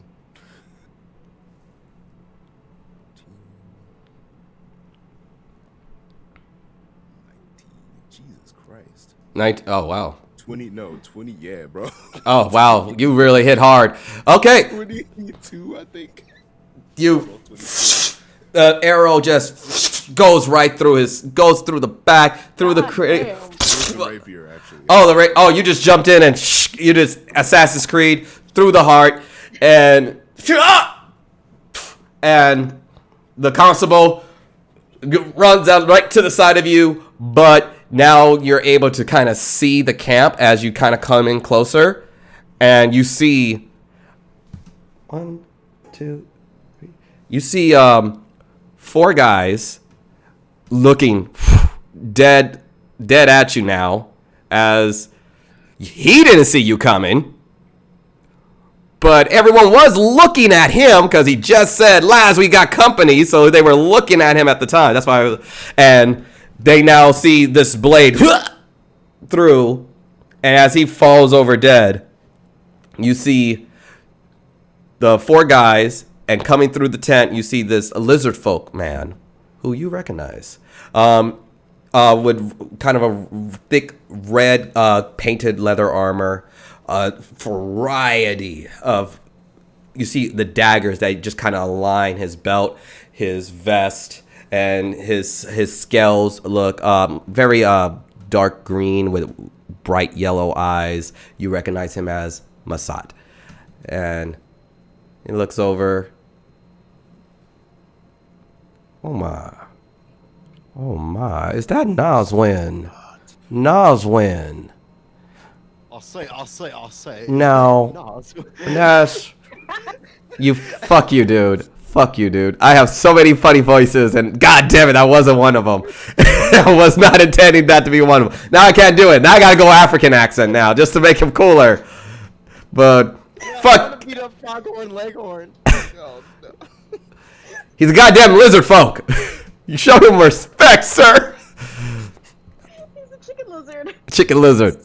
Damn. And then he looks over at you. Who you working for today? Myself. Oh, that's great. That's interesting. So, lads, it's time to get going. Go ahead, kill the cat. And he turns around and begins to walk away. We're going to have you roll initiative while the rest of them are catching up to you. And Am I in the initiative order? I'm gonna have everyone roll initiative. I'm gonna have everyone roll initiative. As far as this goes, 14. Hold on one sec. All right. Remind me, what do you add for when you roll initiative? Your initiative roll, Dahlia, it's gonna be it's right next to your armor class, so you have a +2 to initiative. Okay. Wait, you can see what people rolled on D&D Beyond? If you guys use the, I can, yeah. It rolled. I was like, that was wild. Okay, that's a 7 for me. 7 for I Dahlia. saw that. That is so cool. Yeah, D&D Beyond is pretty handy. It's pretty handy for virtual. So, Okay, I'll use that roll. then. Neat. Didn't mean to do the virtual roll. I don't trust those virtual die at all. no. Me either. Yeah, I never, like, you guys can do one way or the other, whichever one you want to do. If you want to roll, if you want to use the dice, you're more than welcome to. You already rolled, so you said 7 was the first row. So 7 for I rolled Dahlia. 5, so +2. Okay, so that was 7. Maria, what did you roll? Let's see what D&D Beyond says. 12. 10 plus a 12.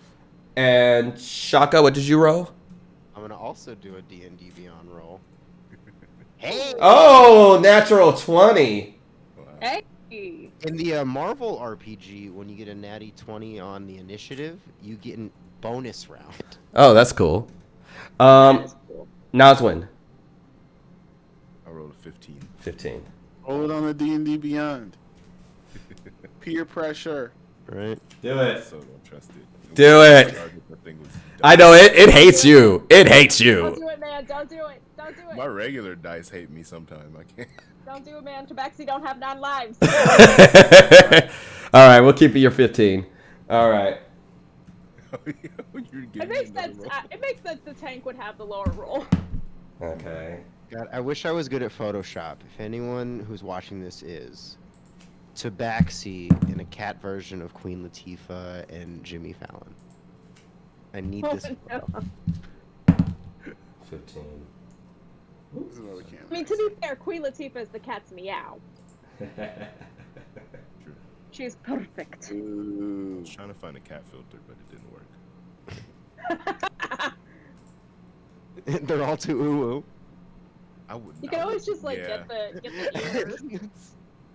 Alrighty. So as Nazwin, as you see this confident 6'5" lizard folk, just say, kill the cat, and walk away. You see the 2 of them pull out their short swords, another 2 hold out their hands and flames start illuminating from their hands.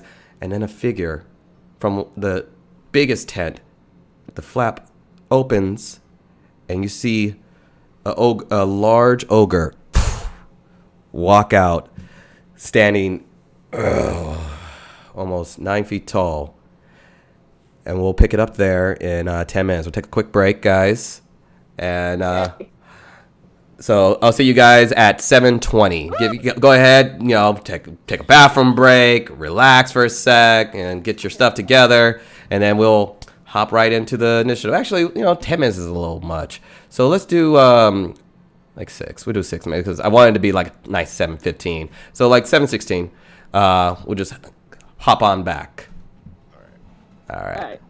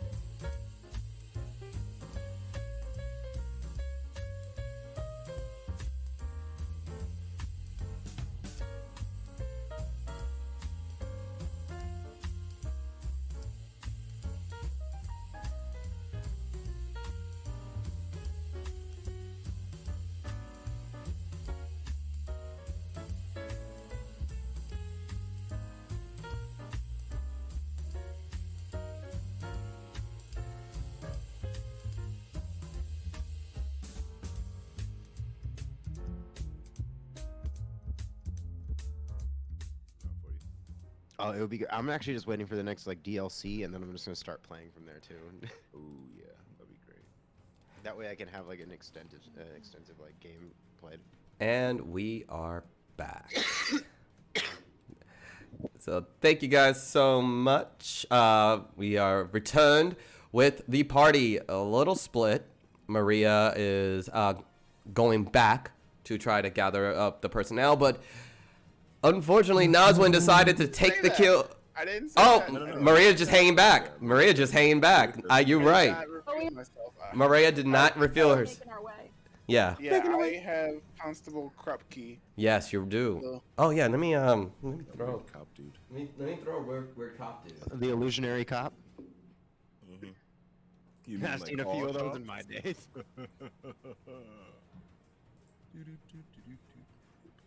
Oh, that's a dead guard. Dead guard. Dead guard. Oh, just throw that right there. Like that. Whoop. Right there. So, we are going to move you guys out the way. As you are not there yet. And I'm just going to slide on over to our battle. There is your roll 20. Now, top of our initiative is Shaka. Yeah, sorry, one sec. I was watching via the Twitch stream and not on Roll20, so let me launch Roll20. Yeah, I got Okay, it. you're still, even though where your character is on the map, but it's not really on the map. So, you would have to take, basically, if you want to try to get there faster, you have to use your full turn to kind of actually get to the battle. Yeah, that's no issue for me. Let's use that young full turn to get there. Alrighty. I will dash. There you go. And that puts you, yeah, right where you are. You kind of run through the thicket of forest, and you peek out, and you do see Nazwin with what appears to be a cop just right there. I walk out and then I walk back in. It's like, oh shit! Rufus from Cat Dog meme. Just like, oh. Alrighty. Anything you want to do? Oh no, that was your full bonus action. Yeah, and I just I look and I go, what happened to Tyson? His name is now Tyson. Alrighty. No, I had no bonus action to do. Okay, Nazwin, you are up. You're right there over a dead body. You see a lot. You got 4 guys. 2 of them that are showing their hands are glowing with some type of arcana, and a large ogre who just left out the back flap. And The back flap. yeah. Jeez, man. I guess, damn, dude. How close are these? Wait, okay. So, what is my actual distance? Let's find out. Yeah. Who's closer? I mean, I know these magic dudes have range, so I'm probably gonna attack one of these magic dudes first. This damn ogre might throw rocks. That motherfucker probably throws rocks. I bet he wants you out of his swamp. Oh, aren't you working? Sorry. Sorry, this is all Neswin's inner thoughts, also. He's an assassin. All right. You know? So the first one is like 30 feet ahead of you. You got the 2 next to one another. They're about 30 feet. And then you got a third one that's about 35. Another one who is also 30 feet, but he's kind of behind some rubble. So you don't have a shot on that person. Okay. I always forget how to use Roll20. Yeah, it's I know, that's why I'm like, I didn't want to seem But like an I've old had man some right still trying now. to figure out how to do the screens that's from all here. And I a know. little bit of a learning curve. I know sometimes this technology makes me feel like a boomer. Man.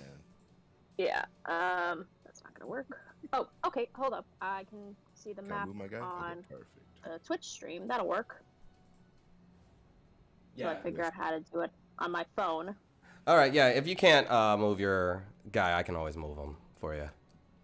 That would be a I help. like moving my guy. Alrighty, Nazwin, what do you want to do?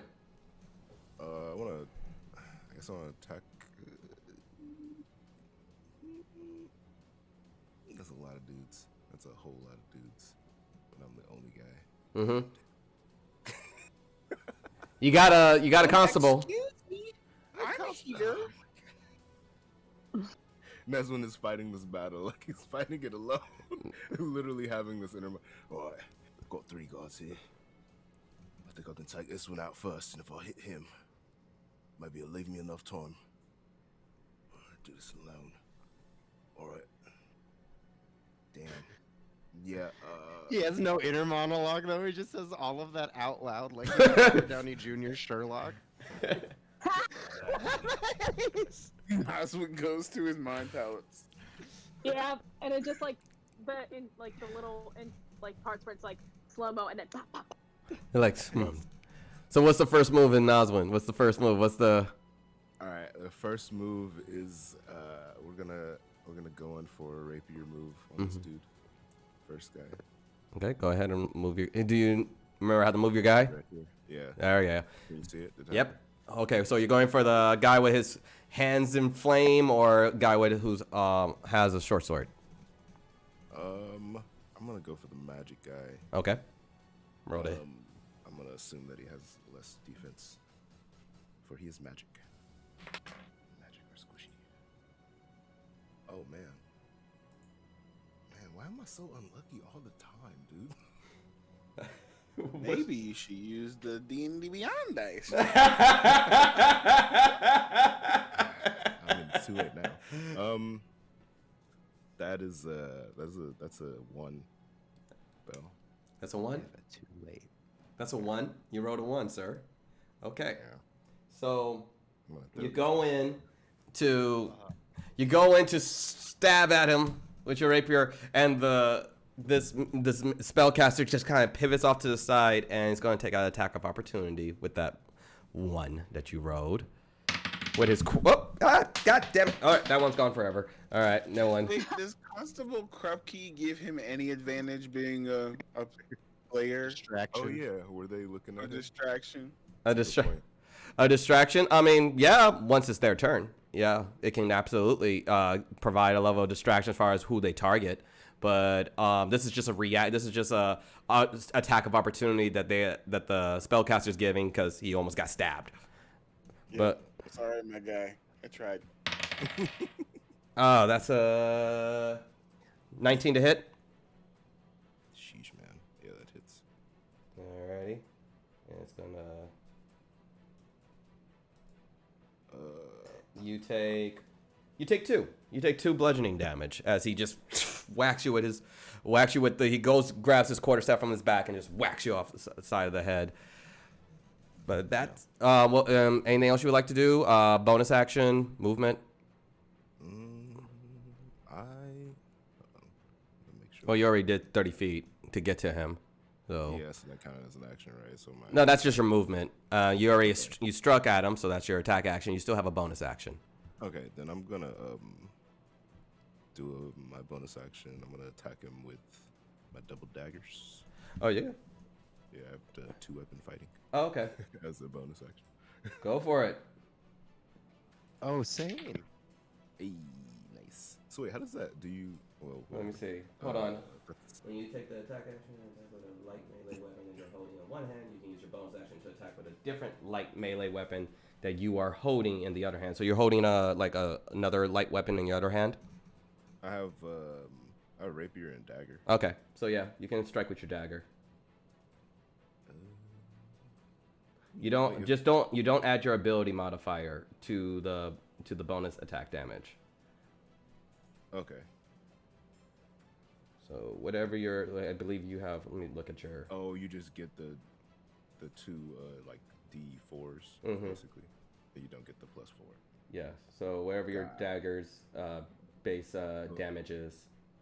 Could I still just use the rapier mainly? I mean, because they're both. It's just the more efficient. Oh, let me see. Let me see. If You there's know, 'cause let that me see if there's rapier on anything the other that hand. tells me you can't do that. Let me see. Yeah, Look at you both. know. Dude, I think I can take 2 of those if I'm reading this right, because I have Horde Breaker. Once on each of your turns, when you make a weapon attack, you can make another attack with the same weapon against a different creature. That is a different creature that's within 5 feet. I mean, it doesn't say you can't use the same. It doesn't say you can't. Well, hold on. It says when you take the attack action and attack with a light melee weapon, which I believe is your rapier considered a light melee weapon. That's a great question. Let's check it. Let's look. I'm looking at shotgun. Why am I looking? You at have to. shotgun? Yeah, Finesse? 2-weapon fighting. It has to be a light Finesse, weapon. You know. That you and then you can use a bonus action attack with a different.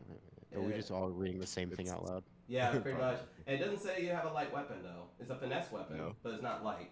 No. Oh snap. Okay, so it'd have to be my dagger then. Okay. Yeah, because I'd have to use yeah, a you see the properties of dagger. It says Yeah, I light. see. So Yeah. you would have had to attack with your dagger, and then you would. And- You can double. You can just do a lot of stabby. Yeah, If either weapon dagger, has the rapier. thrown property, you can throw the weapon instead of making a melee attack with it. Yeah, but you have to have attacked with a light weapon to take advantage of that bonus 2-weapon fighting. Cool. This cool. has been the worst part of the show. The actual rules of D&D. I like The actual rules. I really like knowing what I'm doing. I'm like, oh yeah, can I do this? You know. Anyway, okay, so So what would you like your bonus action to be?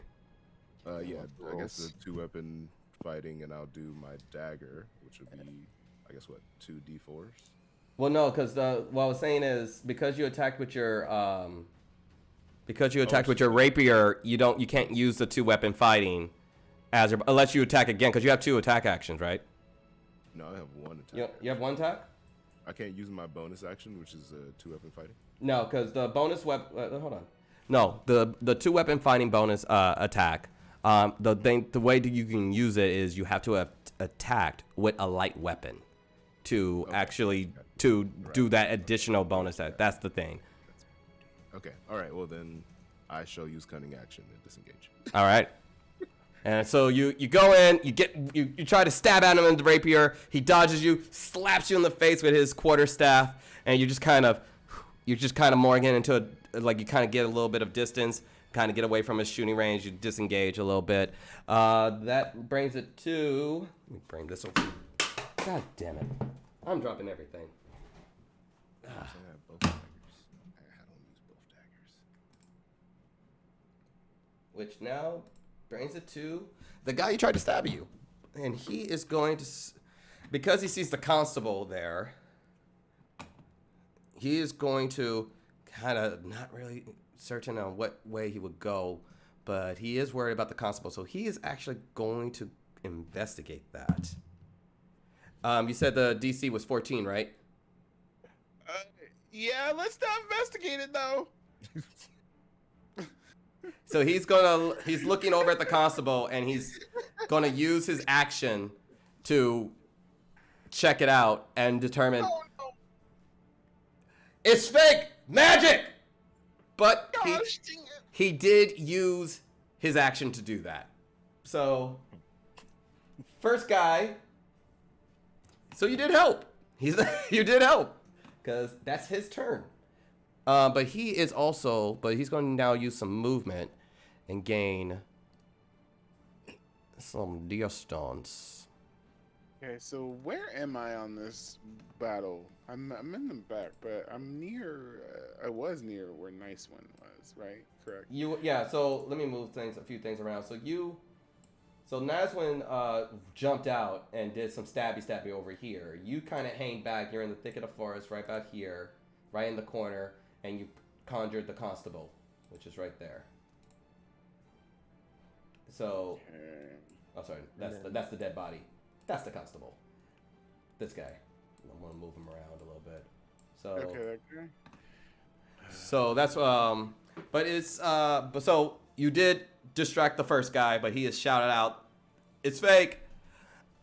But that does end his turn. He is going to try to get some distance, which I don't believe. I think that will actually prompt an attack of opportunity for you, Nazwin. Yeah, I was worried about that. No, because he's leaving your attack. Oh, right? he's leaving me. Okay, good. Then Let me ooh. So yeah, it's just whatever melee weapon that is in your hand. So you can use your dagger or your rapier. Yeah, I'm gonna hit him with my rapier. Go ahead, roll the hit. Oh boy, that's nice. That's a 26. 26 hits. Roll damage. 8. We're looking at 11. 11. Yeah. That's a good roll. So as he steps back trying to gain some distance, you take that opportunity and you right through the heart, and he falls dead. Yo. Bushy. Yep. Spellcasters a little squishy. Tell me, brother. Nice. Is there another guy near him? Like that's Well, that was yeah. There's his buddy right there saw it happen. I want to look right at him, like deep in his eyes, and like smile. He was like, never liked him much anyway. Rude. Where's the friendship? Not here. And let me take this guy off the board. Damage. And now it's the next guy. Who, this man over to the far right, he is going to cast Firebolt at you, Nazwin. I'm just trying to get over to you, buddy. Yeah, now So that's a 14 to hit. Does 14 hit? misses. 14 misses. He and the Firebolt goes right across your whiskers. Hits nothing but air. That brings it to you, Maria. Over on that. Okay. Would it take an action to say a prayer? What are you trying to do? Just say a prayer toward. Just ask Ball for assistance. Just or like see what he would do. So if you're trying to communicate with your deity, that probably would take a full action. You're actually trying to sit down and do a full communication. It would take a full action for that. In the midst of combat, yeah, it would take more than 6. It'll take a minimum of 6 seconds for all that. All right. Say a little prayer for you. All right. Stay in my heart. Okay. All right. Constable Krupke is no more than a vision. Yes. There is a man with an arrow, a man with a sword, and another person with a stick of some sort. Mm-hmm. An ogre. Ogre. Yes. Are we friends? Nice. Are we friends? Are we friends? I believe we are. Fine. Okay. Let's do a little move. I'm going to move myself over here. If it'll let me do it. I got 30 feet. I'm trying to move myself where I can have some line of sight of some people. All right, let's move over here. All right. Would that work? How can I move myself? You should be able to if you hit the arrow button. There you go. 5, 10, 15, 20, 25, 30. Okay. All right. Then that man with in the green doesn't look too shabby. Let's do a Eldritch Blast at the man. Roll to hit. All right. Let's see. With D&D Beyond, that I hate D&D Beyond. 10. As a 10. A 10 is a miss. Okay. That's all I got. But please do me a favor. Yeah, you do have a bonus action, but please describe to me how Maria's Eldritch Blast looks. Okay, I am going to. My entire right arm starts like smoking, and starts to like charge up this like bright purple light, and just. And it's a miss. Goes through. Little. Love it. Love it. No, It's not a cute little thing. It's It's a very it's focused more- beam. It's That's- what's the piccolo? Oh, thing like called? Special beam Special cannon. beam cannon. special beam cannon. Special beam cannon. I respect that. I like it. I respect Dang it, that. man. This is- And just like the first one, One of the- doesn't miss. It misses, just like the first one did. Ah, great. Well, What would you like to do as a Right, bonus these action? dudes from behind. bonus action. Bonus action hide. Fuck. Okay. All right. Roll to hide. Roll to hide, Yeah. and I'm adding my stealth. Yes. +5. Easy peasy. Wait, no, I'm doing the whatchamacallit. D&D Beyond. 19 Nice. +5. That's a 24, darling. You are hidden. You immediately dip right back. So they see the blast come out, but now they're not able to track where the origin came. You have properly hidden. That brings it to Caleb. And Who? Caleb, the ogre, begins to. He goes I down. know the He- ogre's name, but not our former companion. never knew him. Never knew. Tyson. Caleb the ogre. Yep. We should have asked. I'm not gonna make up a name for an NPC that no one's gonna ask about, but for a counter when I've already written names, yeah, His name was Tyson, and we loved him. of course, he was a good man. Rest in peace. We're doing this for Tyson. More Tyson! The ogre reaches down and grabs a tree log and starts running towards Nazwin. That's not Fuck. Oh, I hope it'll be our turn soon. We gotta get to our companion. And he's going to just start crack you with the log. That is 15 to hit. That is my armor class. So that hits. Father. As this log just bashes you in the head. right in the center plex, hits your face, your chest. It's a massive log. All like basically a tree, a fallen tree, more so than a log. Yeah. And you take Damn it, where's it at? I can't. You take 16 bludgeoning damage. Uncanny. Oh wait. That's for I think uncanny dodge is for Reaction. reaction for isn't that dexterity saves? Let me double check. It's been a while since I've dealt with One reaction. When an attacker that you can see hits you with an attack, Oh. you can use your Yep, reaction yep. to halve the attack's damage. Yes, you against can. Yes, you can. Yeah, you can have that. Okay. Boom. So Okay, I'll that's take it. 8. So you take 8 bludgeoning damage. You are pushed back 5 feet. Slide. Which, considering, hold on. Oh, let me actually move him. As he just barrels through, stepping over the dead body. And you get pushed back 5 feet. And so you see this tree trunk about to bash you straight in your head, and you just you cover up and you kind of jump up so the majority of the blow just kind of hits your arms, and you soak in, you let your armor and your arms and your meat on your body take the blunt of the damage, but it still throws you back 5 feet. Fair enough.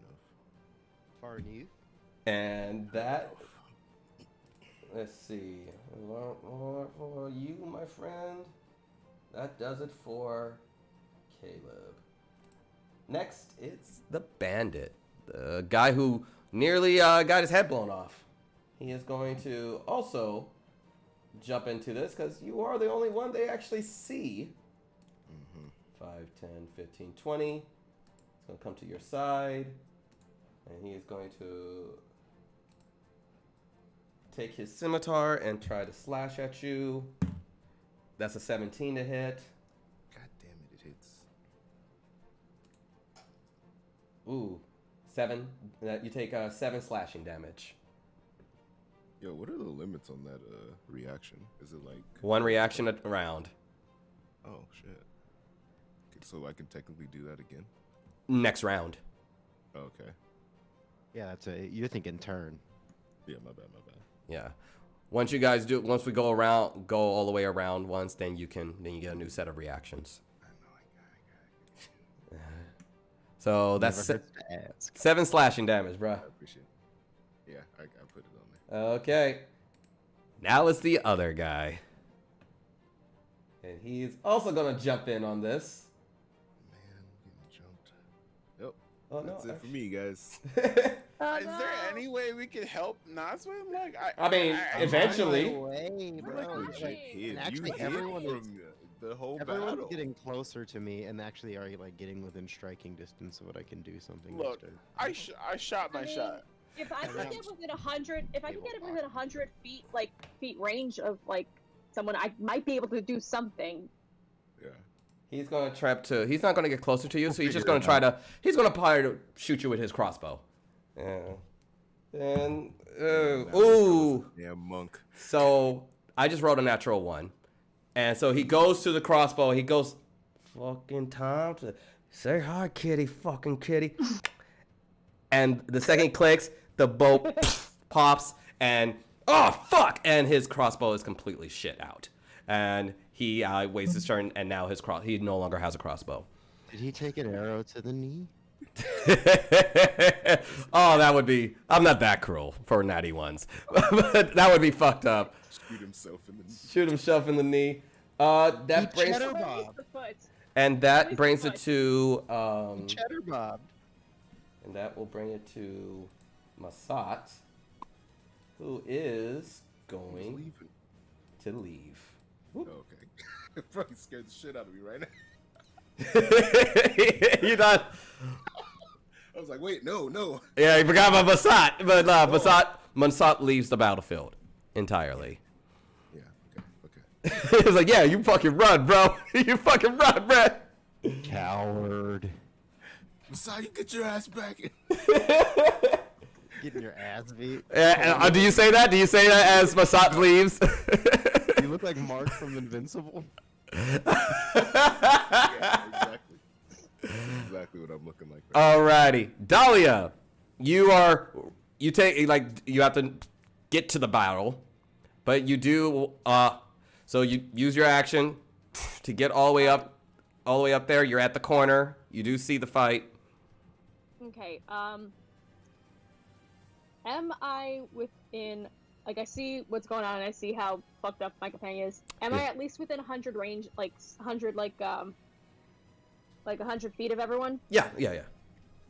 All right. So real quick, I'm gonna shout to my companions, "Hey, come here, ears!" And I'm gonna kind of slam, and for my action, I'm gonna slam my club down on the ground and cast Thunder Wave. Thunderwave. Let me see how Thunderwave works. Hold on. Or not Thunder Wave, Thunderclap. My bad. Thunderclap. I don't know. Am I gonna be affected by this? I know, yeah, I'm thinking like, am I in the range? Unfortunately, yeah. Oh, affected I'm by too all far away to thunderclap. do anything else. You can kill Naswin. don't kill me.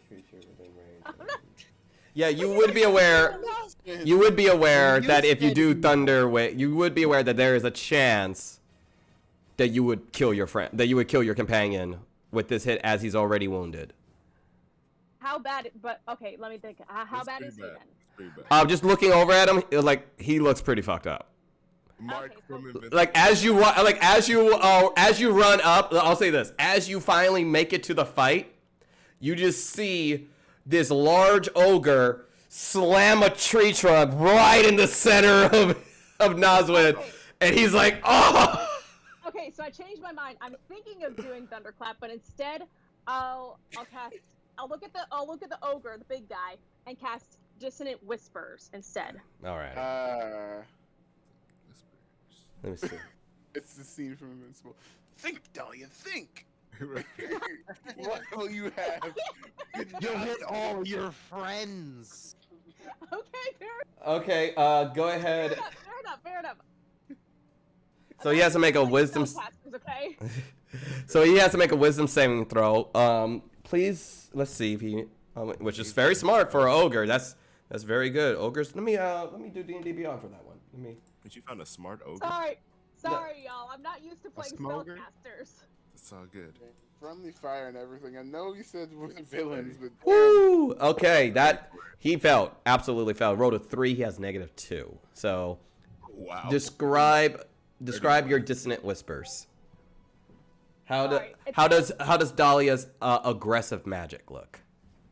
All right. So she'll probably also still be a little pissed from seeing the hanged dude just for being magician, and like it'll kind of sound like that. Like if any of y'all are familiar with metal music, kind of sound like that grunt, kind of like like low key screamo alto kind of thing. Exactly.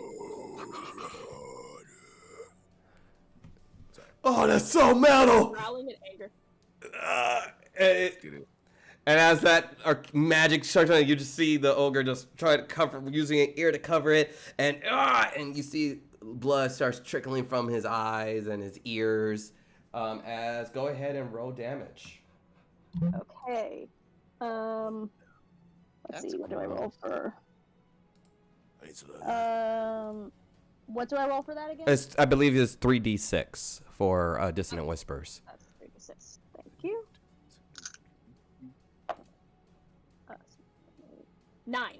9. Okay. Oh, okay. So on a failed save, must immediately use his reaction if available to move as far as its speeds allow away from you. The creature doesn't move into obviously dangerous ground such as a fire or a pit, or successful save. The target takes half as much damage. Different creature. So he's going to now take his full movement to get away from the sound. So, which is going to prompt an attack of opportunity for you, Nazwin. All right. Nice. So go ahead and try your attack as the ogre covers his ears and attempts to leave as far back. Oh, no, never mind. You're not in the attack range because he's knocked you 5 feet away. So never mind. Unless you're... I can throw some daggers at him. No, it's not because he has to leave your range. He knocked you out of range. So unless your weapon had like a 10-foot range, then it wouldn't do it. Oh, gotcha. So, but it is... He's a big dude. What is this? But I bought you time. 40 feet. Oh my god. He has to move 40 feet away. Now I've got the bloodlust though, so Let's see. killing stuff. Here I go killing again. Alright, right there. And he's gonna move all the way over there. Alrighty. And bonus action, Dahlia? Alright, I guess I'm gonna, would my movement count would extra movement count as a bonus action?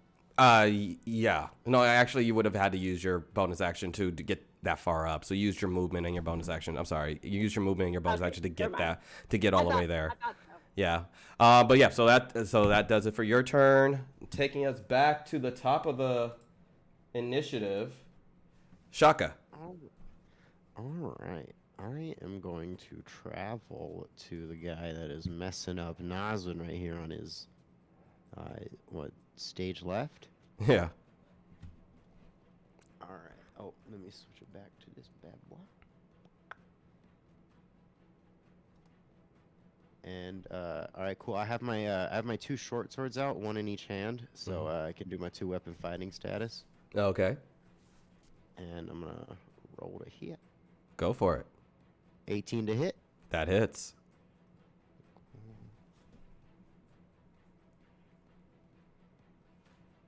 5 damage. Alrighty.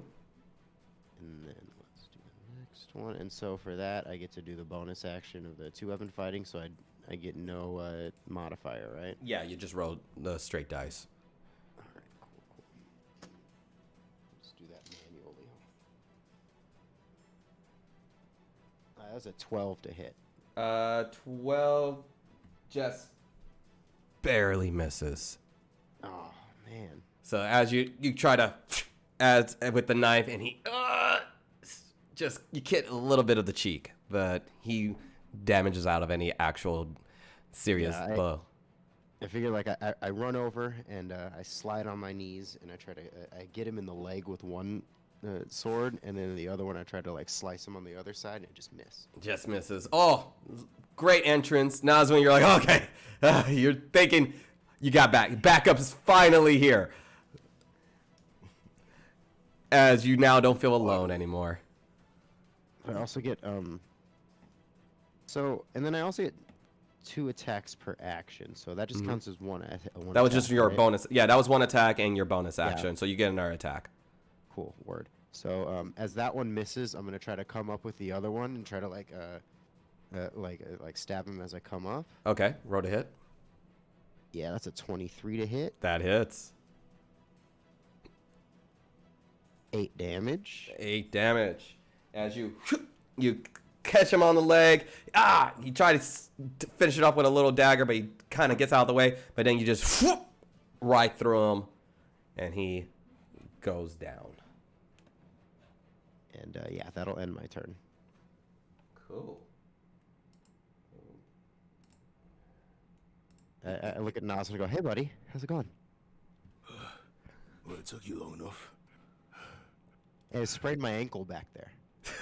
Oh, well, I got a little bit of blood everywhere, so I understand. That's okay. You'll look at it. On that note, Nazwin, you are up. I look over at this dude, this guy all the way over there, and I'm gonna throw my dagger at his face. Go ahead. Took a health potion. What? He Potion. go You for got a it. kit. I gotta kill. What do you mean? This is bloodlust time. Stop the killing for healing. Healing Kill now, heal later. right. His crossbow just broke. He has no longer. Yeah, you literally see him like try to fiddle around with, and you throw the dagger, roll to hit. Oh, he does look like a straight up idiot. He does. That's a 21 to hit. That hits, roll damage. These tiny babies. That's 6 damage. You throw the dagger, it right in his shoulder. It's like fuck. And look like you You got, know, and it is bleeding profusely. You got him good. very nice. I'm gonna use, since that's my light weapon, I want to use 2 weapon fighting and throw another dagger. You go right ahead. 2 of them. You go right ahead. Throw another one. 18 to hit, That hits. and we are looking at 8 for damage. Yeah. You and the other one right in the throat, and he collapses all dead. Then I walk over and pull my knives out his face and his. You use your movement to go over there and pull out your knives. I'll let that be your. I'll give you that. That won't take long. Let you have that. So that's your bonus action. Those are your actions. Do you only? That was only like 10 feet of movement. Do you want to move anywhere else? I think I'm Want to good move where back towards us? I look back, and then I realize that this is the first time I've ever had backup, and Neswin is washed over with a feeling of like, oh shit, I got friends. And so he does, in fact, step back. Nice. Alrighty. I haven't been there. Cool. And that's it for me. Alrighty. So that does it for Noswin. That leaves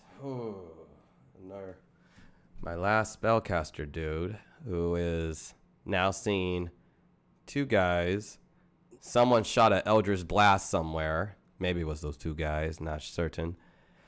Yeah, and the ogre just did a big old running away. So he is many things, but I not. just like keep looking at. I keep trying to distract him. I'm like, hey, look, it's your friend's blood. Let's see. He's gonna try to. Yeah, he's gonna go for cover. So as he's. Oh, what? You don't wanna avenge your friend? Because you're talking. He is gonna run away, and as he's running, he is gonna throw a fireball, which. Oh. Yeah, at his angle, yeah, you are like perfect line of sight. So he is actually gonna go for Shaka, and Let's that's do it. Ooh, that wasn't the best of rolls, but let's see. Let's do it. Let's see. That is 15 to hit. Oh yeah, my AC's 14. That hits. Okay. So as he's running, he's gonna throw a firebolt at you. Hey, ain't nothing to a thug. Let's see. D10. Where are my D10s?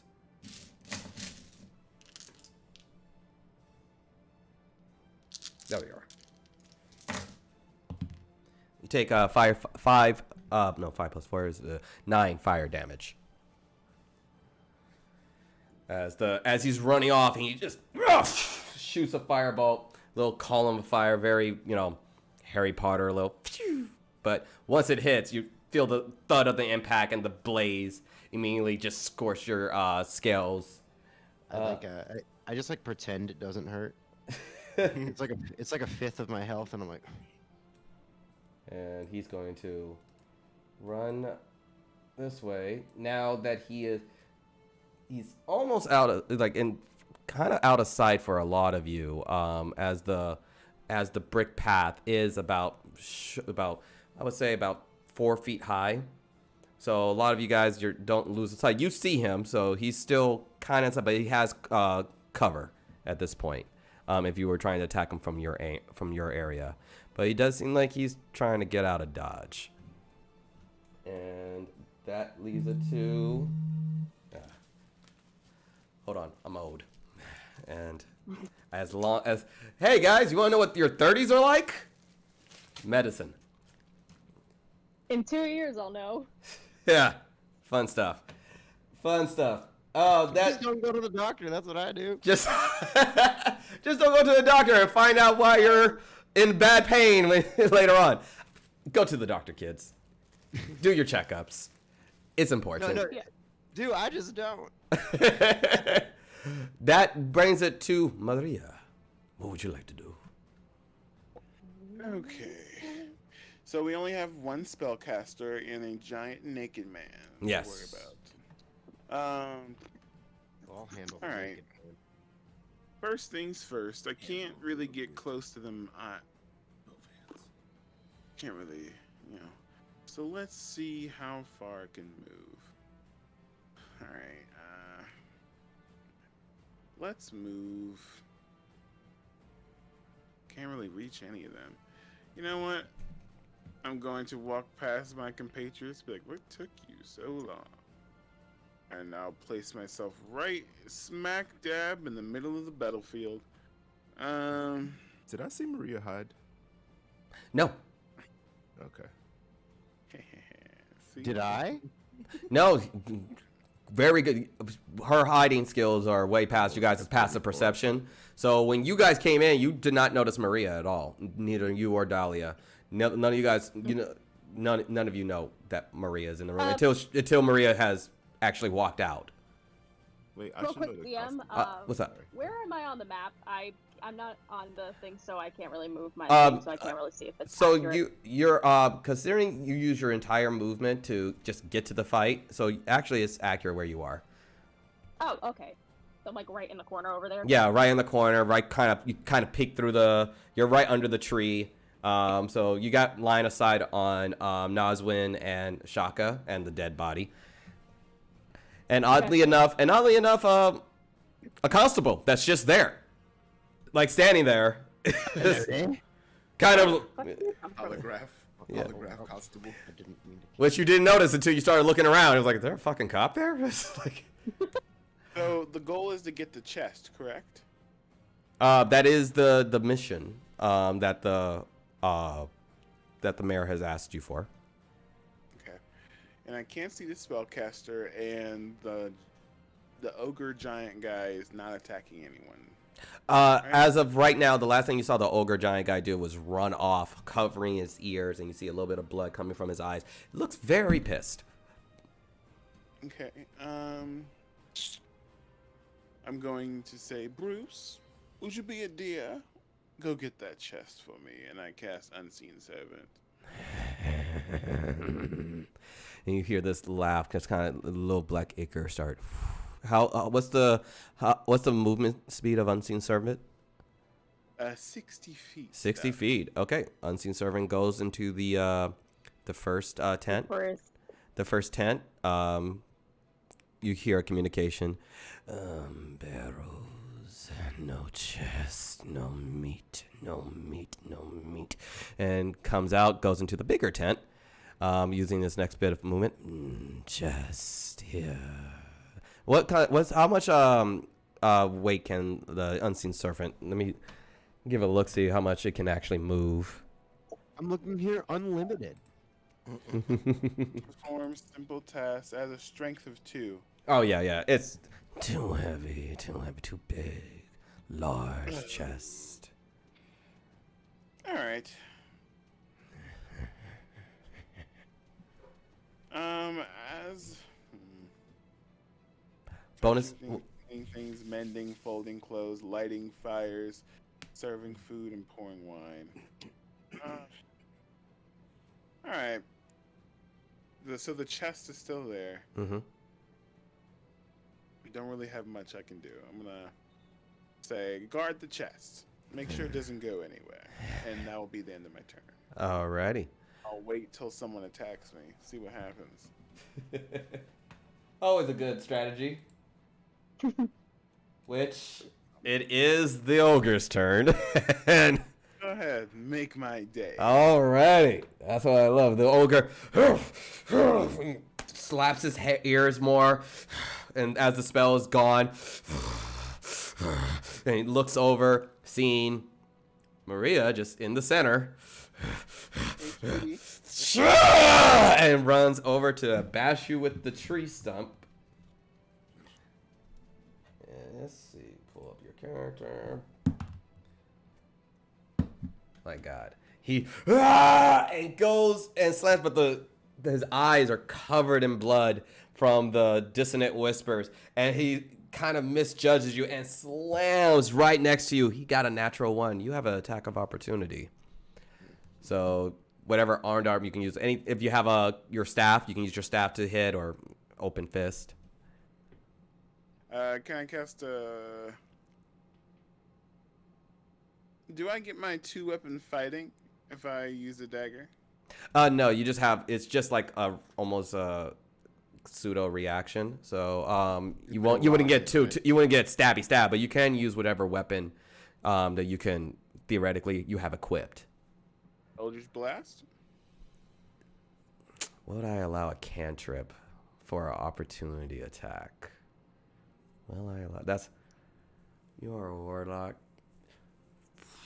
Yeah, I'll fuck it. I'll allow it. I'll allow you use a cantrip for. Something Marie would do too. I'll allow fuck it. Let's have fun. I'll allow a cantrip. Sure. Okay, right in the face. Peekaboo. Go ahead. Nice. Roll to hit. Okay, The way Eldritch you Blast. style, I like it. It's 1. 7 total. 7 total. All right, I'm not gonna punish this one. But as you peekaboo, and you go to shoot it, but it's just kind of like almost your concentration's a little split with the homunculus servant, and you don't put enough oomph behind the cantrip, so it just kind of hits the chest, and it just does no damage. You didn't put enough behind it. You're like, but A lot better in my mind. that Always does, honey. but that brings it to okay. That was the ogres. You're dead. And Dahlia, you are up. Okay. So how close can What's your move? I think your movement is 30. 30 feet. Yeah. So you can get all the places you can go. You can get here, or you can get kind of here. This is your 30 feet of movement. Okay, hang on. I'm trying to see on thingy. So you could. Oh yeah, let me move. I'm sorry. Hold on. Forgot to move the ogre. Thank you. Whoop. Okay, so the ogre would be. So you could get line of sight on the ogre. You can either try to shoot behind your party and try to like shoot behind Shaka and Nazwin, or you can cut through the ruins and kind of like hop over the little the little broken down wall and get on right over here. Let me I'll probably do the second one because that means I'll get closer to where I see Maria and who is very close to the ogre, and she's probably gonna need the most help with that huge motherfucker. It does look like that might not work out well. So it does look like there should be. Just from aesthetics alone, tiny little human in a dress with a massive ogre with a tree stump, and you only known her for half a day. Yes, but she's very pretty too. So. She's very pretty. And Adelia is nothing but, if not a bisexual disaster, so... let's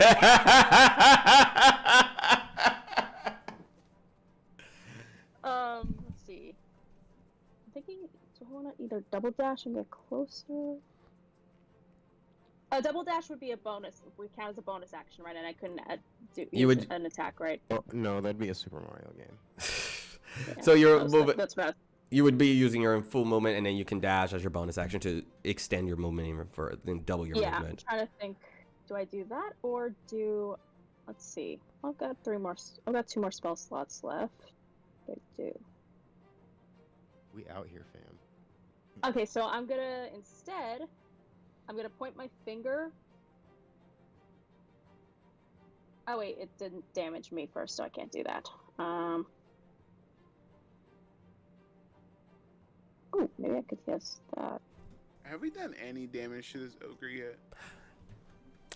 Yes, it does look like some damage has been done. His ears are bleeding and a little bit from his eyes, but outside of that initial attack from you don't really know where, the dissonant whispers looks pretty good.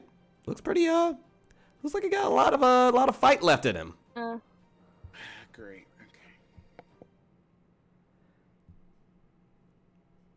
You know what? Fuck it. I'm gonna try casting Dissonant Whispers again. Fucking let's go. All right. The ogre.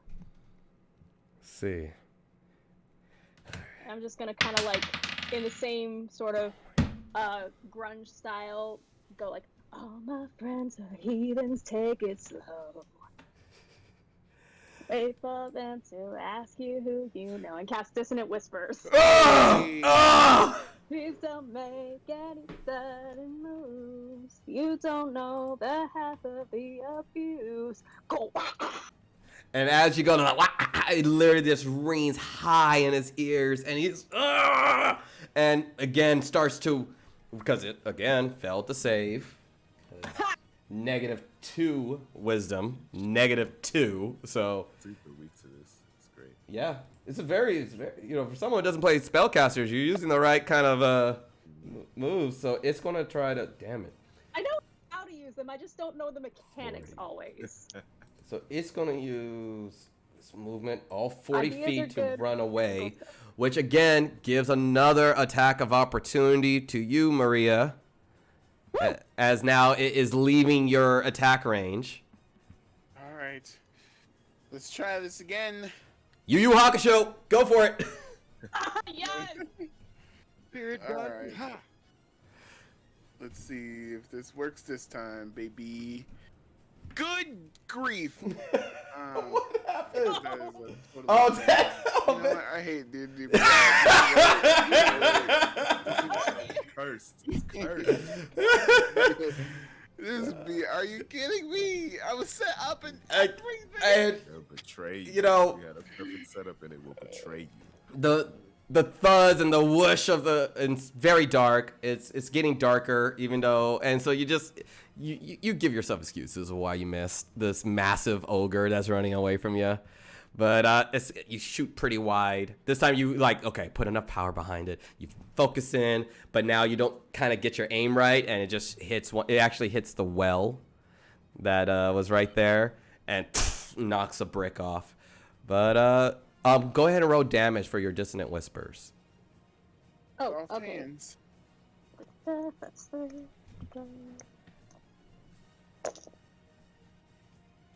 12. 12.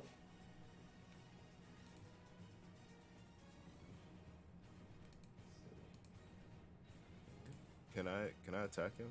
I have a short bow.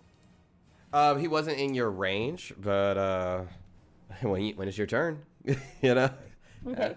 So that was a 12 for Dissonant Whispers. Cool, cool. It again more blood, like almost like you popped a blood vessel in his ear, and now it's this large stream of red blood that just runs down his ear all the way down to the side of his stomach, his large stomach that hangs low, and that is just pulling out.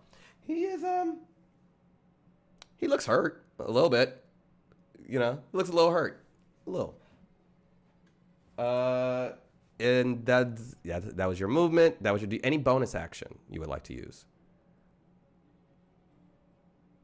For me? Yes.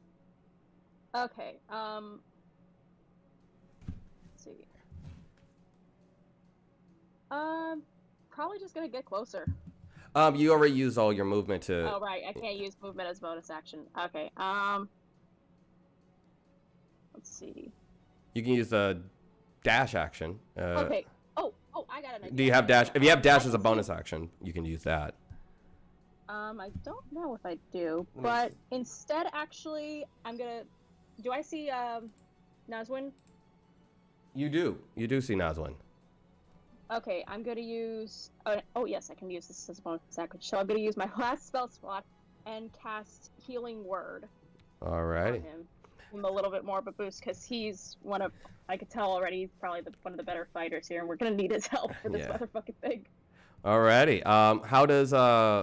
How does Dahlia cast Healing Word?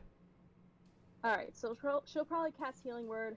It like she hums it a little, and it sounds kind of like more of like a kind of like a slight grunge version of the chorus from Michael Jackson's "Heal the World." And that's How's that go again? For you and for me.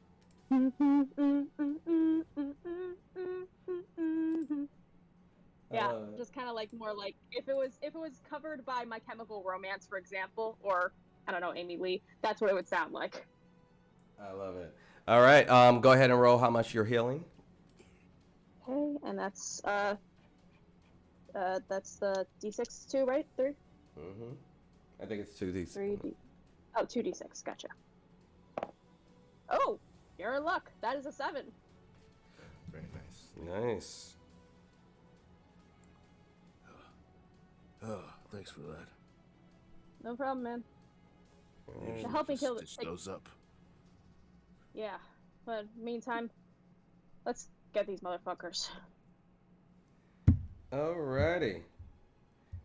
Next up is Shaka. It's back to me? Yep. Cool.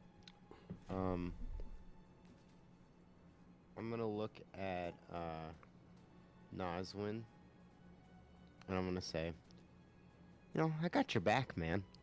And I'm gonna take a piece of bark and put it on him and cast Bark Skin. And so now your AC is 16. Oh, nice. Go ahead and describe how your magic. Alright, so I pull out from like my pocket just like a little piece of bark and I put it on him and it slowly like encompasses him and sort of looks like a tight like the Black Panther suit but made of bark. Very just starts like you have this extra wooden and it feels actually thick and like it can actually take a good brunt of damage. You feel you got healed from the bard and even the ranger put an extra shield on you. So look at this. You guys are actually starting to fight as a team. Look at that. I guess these guys are kind of okay. Aww. I can't heal you. I don't know what to tell you. Not really. Like that. Okay. Okay, so that was your spell. Any Nah, I'm nothing else to do. I'll move though. Okay.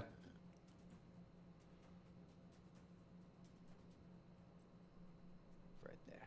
Alrighty. You see this, you see the mage that took a shot at you with the fireball. He's kind of looking back, but it seems like he's trying to make his way out. Alrighty. Coward. Alright. Nazwin, you're up.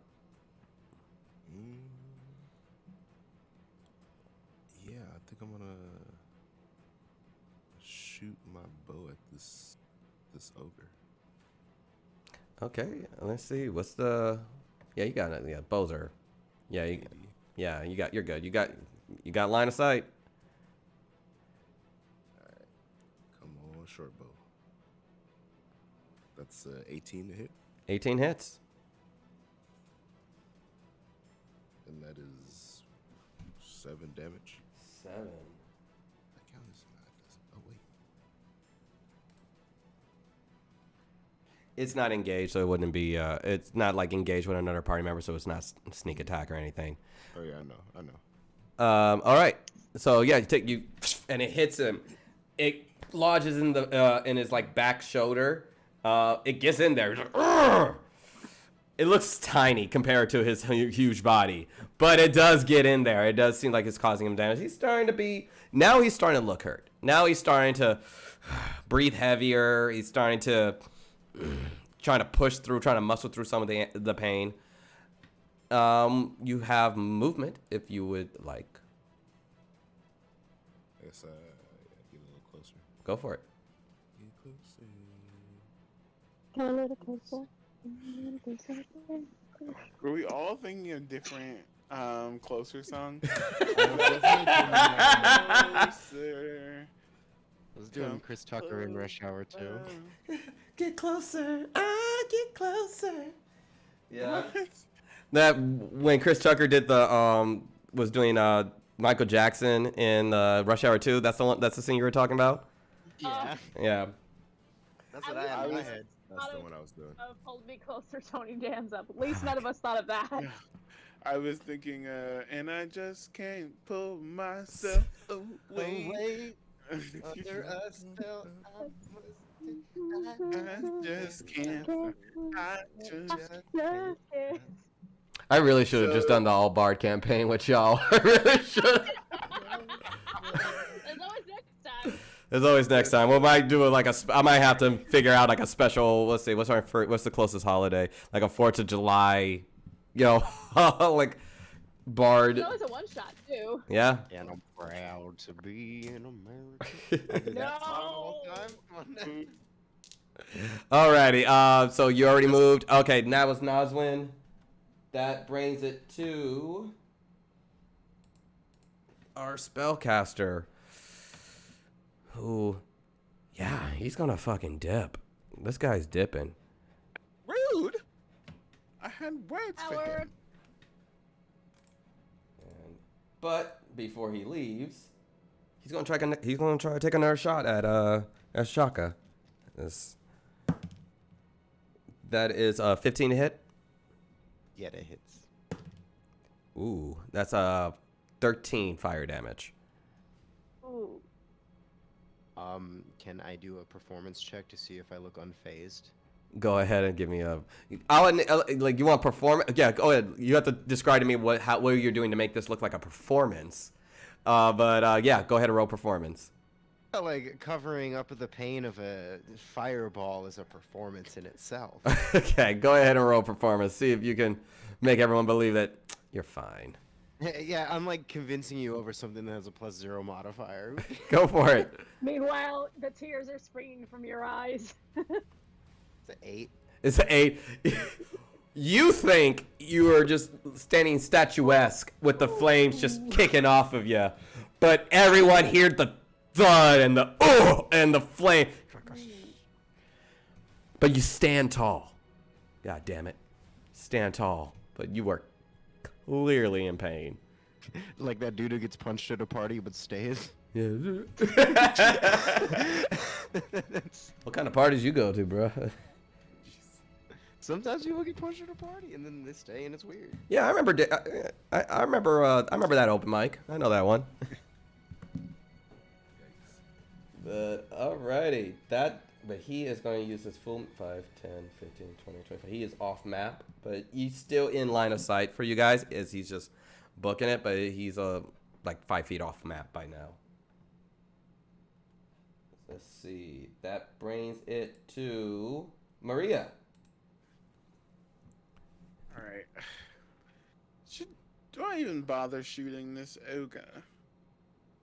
The ogre definitely does seem pissed and hurt. It doesn't seem like he's running away. Outside of the dissonant whispers, it seems like whatever spell that your colleague is doing is causing it to run. You do see the spell caster. He's definitely, you see his back and he's going full, whereas the ogre is just kind of slapping his head, trying to get whatever agonies out of his mind.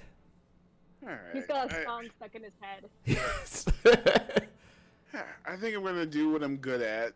I'm gonna go to this chest because I can't hit anything with shit today. I'm gonna go to the chest. Okay, so you use your full movement to go inside the flap of the chest, the flap of the tent, the large tent. The second you step in, you see that there's barrels all along the side of this. It seemed like almost like they were stacked on each right, from the right side and the left side, and in the far back in the center, with your unseen servant, which you can see, just kind of coursing around this chest.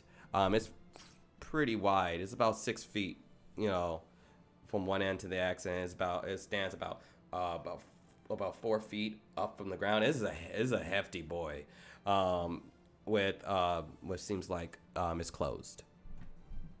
All right, let's see if we can crack this baby open. It's a hefty boy. The second you look over it, the one thing you do see is a noticeable insignia on the chest where the lock is, as is one of those with the big kind of arc over it. You do see. Didn't the mayor ask us not to open the chest? I don't open the packages that I've been told to. I mean, you guys aren't there, but you do see a unique insignia of almost like oval glasses, like a little circle, a little thing that connects. It looks like oval glasses, and a little nose. This little insignia right at the top of the chest over the lock. You mess with it. You can tell it's locked. Go ahead, and if you want to break out some thieves' tools and roll proficiency. Let's see what we have here. What do I roll? What do I add? You're using your thieves' tools, so it will be your dexterity plus proficiency bonus. So it's a +5. Got it. All right. Do I roll at advantage, or I'm not that cool today? It's just a straight roll. It's just your, just a roll. All right. Advantage. Let's do this. All right. One is an 11 and one is a natural 20. Okay. So you +5. So +5. So 25. You immediately get over the first the lock, and it pops open. But something peculiar. When it pops open, the actual chest pops open. It's actually flat. It's almost like there's like another flat surface directly over it, with a lock, with another lock inside, and then you hear like something's ticking down. But there's another lock that you could go in. Do you want to try to unlock that? Hell yeah. That is with disadvantage. Okay. Disadvantage. All right, let's see. 16 + 5, 21. 21. As you're like, oh shit, and the chest, you right at the last second, right when you see the timer stops, the chest is about to slam right back down, and you hold on for that last second, and you click it, and then the chest just stops dead center. Where if it would have kept going, probably would have crushed your wrist. And pops open. And now the layer is over, and you see a plethora of magical items inside the chest. It's like Pulp Fiction. You open the suitcase, and it shines. And that's what you got. That's what you're able to do in that. That was your whole action, as far as unlocking all that and everything. Right, like we'll see what you do with that information later. You do have some. You use your movement to get there. You can have a bonus action. I mean, I can't do anything in my bonus action. No one's attacking me, right? No. No. All right, and that is the end of my turn. Alrighty. That brings it to our ogre friend. And he's about to run right back in. He's going to, let's see, who? Oh, let me move Maria as you are in there. And he is rather gonna go after. Who is he gonna hit? Is he gonna hit Shaka? He's gonna go for Shaka. And it's gonna try to hit you with the tree.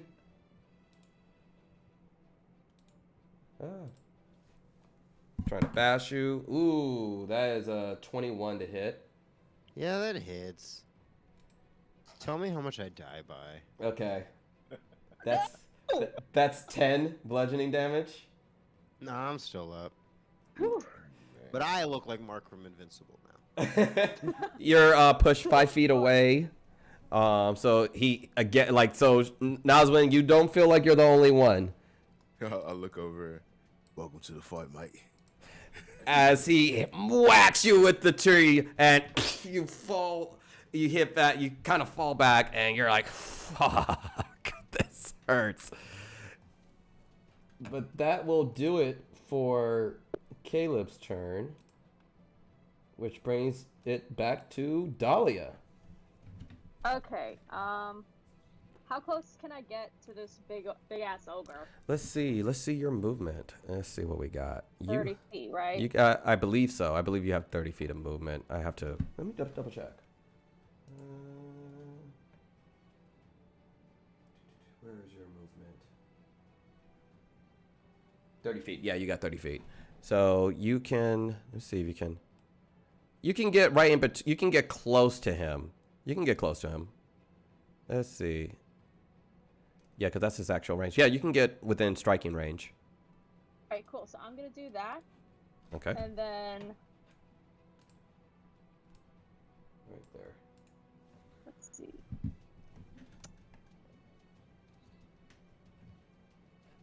And let's see. That's my movement. And then for my action, let's see. Let's see. Action.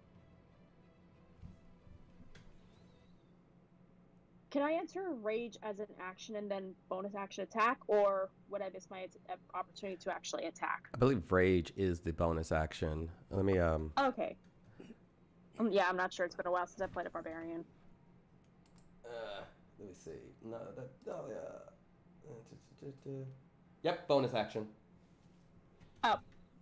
Then I'm just gonna take my club and try to aim for the kneecaps. All right. So what does Dahlia look like when she's raging?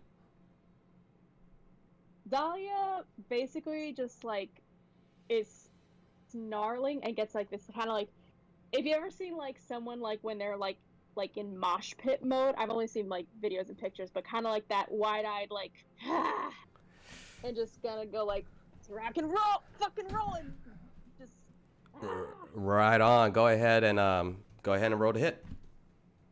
Okay, that's 3d6. 9. 9 to hit. 9. Yep. That's a miss. Damn it. Can I bonus action swing again? Unless you have two-handed fighting. Let's see. You have two-weapon fighting, but you're not using a light weapon. No. And you already use your bonus action. And you already use your bonus action to rage. Yeah.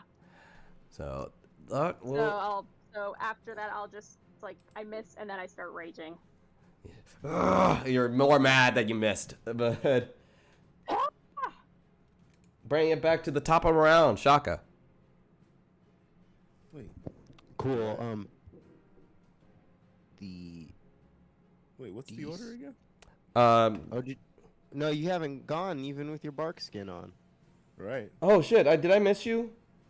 I think so. I totally did. My bad. Me. My bad. My bad. I set you So up to please, have Naz. skin and do something cool. Sorry, Nazwin. You have your gear on. What do you do? I'm sorry.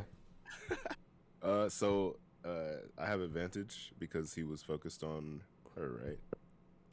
Yeah, I screwed up. So yeah, we'll just say she got it. Yeah. So he's engaged with another opponent. I'm going to stealth attack with my rapier. Go ahead. That's a natural 20 to hit. There we go. Someone showed up. All right. Ridiculous. Go ahead. Double the dice. Dude, that's so much damage. I'm not even gonna. How much? What does he look like? He looks a little hurt. He looks hurt. It's first time he actually looks hurt. You know. Okay, then I will be using my stealth attack. Go for it.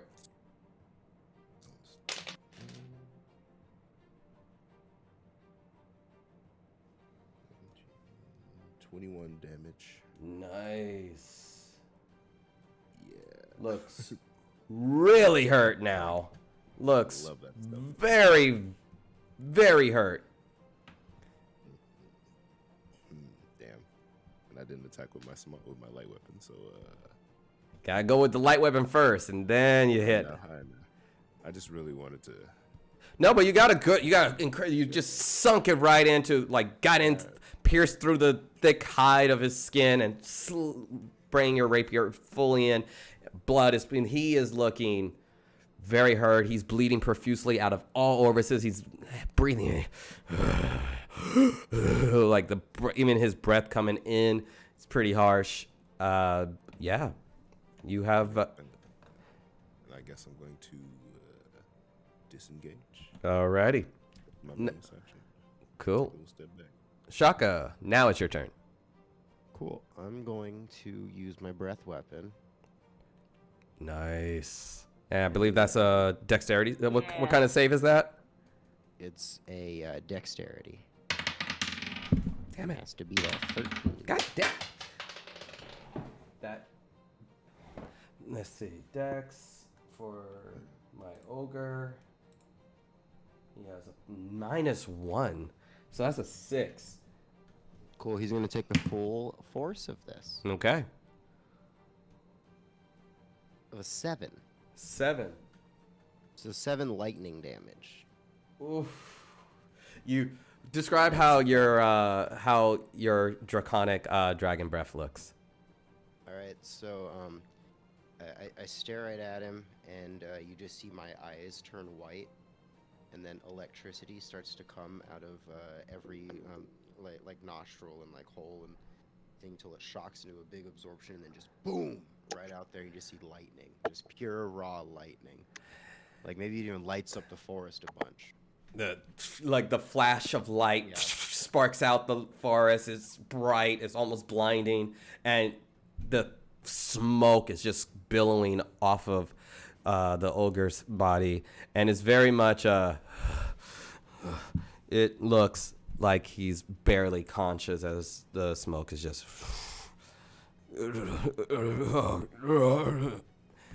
still up, but barely up there. Tough bastard. What else would you like to do? So yeah, I don't really have anything else to do right now. So Alrighty. I go. All right, whoever wants to. This is like T-ball. So I did miss your turn, and then we brought it all the way back to the top of the round. So Nazwin, it actually is your turn again. Because I completely skipped you. I completely skipped you. So it's So yeah. Yeah. Solid. All right. And he's looking pretty bad now. He's looking fucked up. I'm going to throw my dagger at his face. Roll to hit. Hit him in his big ol' eye. That is another natty 20. How do you want to do this? Fuck yeah! He has 1 HP left. Dog, I was so close. You were like right there. He had 8. He was at 8. I thought that my stealth hit was gonna kill him. That was Jeez, dude. yeah. No, you brought him way low. So yeah, how do you want to do this? We really did a Like my- combo attack. You did. It was like a fucking finisher. It was great. I take my dagger and I hold it in front of my face. Slow motion ensues, and it just like goes through the side of his head and comes out the other side. And this massive ogre just falls over, dead. And that does it for yours, which makes it to the spellcaster, who continues to run. So unless you guys want to pursue, yeah, you do. If you want, if you do, he's about. Let's see, how far is he from you? Oh damn, that might be too far. That might, as far as the throwing properties. For the dagger, yeah, that's too far because I jumped back too far. Yeah. Oh yeah, that's over 70 feet. Damn. 75 feet where he's at. So if that does it for your turn. He does full action, dash all the way, and he's dips, and he's going to attempt to hide. Oop, god damn it. Ooh. So over everyone's passive perception, at least. Seems gone. Unless you guys want to continue to pursue, which would be Maria, you get a little bit of a beat before everyone else realizes the fight's over. But what would you like to do? We should finish our work. But I got cool stuff. What do I got in the chest? Okay, you search through the chest. You see. Give me a sec.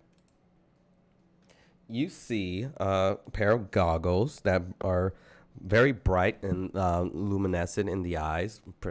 Seems like maybe some night goggles. You have you see a variety of you see 2 stones, look like sending stones. You see a large battle axe that illuminates in this bright purple fixture along the blades, so it seems like a type of battle axe. You see a broadsword. You see a shield that looks very impressive, with different type of elvish insignia along it. And it's a pretty thick chest, so you can keep sorting through. But that's what you see initially at the top. Can't use any of this stuff. You can roll investigation if you want to actually. That was just what you see at the top layer. If you want to start kind of sorting through it. Let's roll investigation. See what I can get. Okay, plus 3. Okay.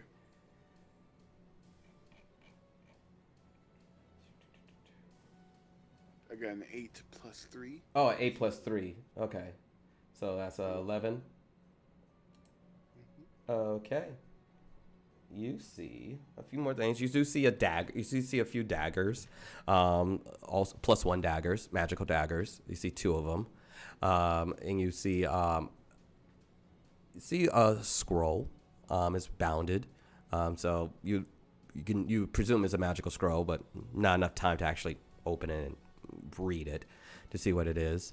And you come across a crossbow. +1 crossbow. Look again. All of these items are.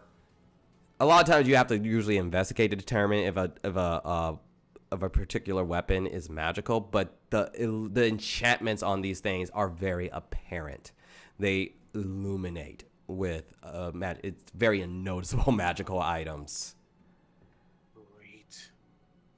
I want to do the right thing. People, yeah, I can't use any of this. Actually, I'll take the daggers. Okay.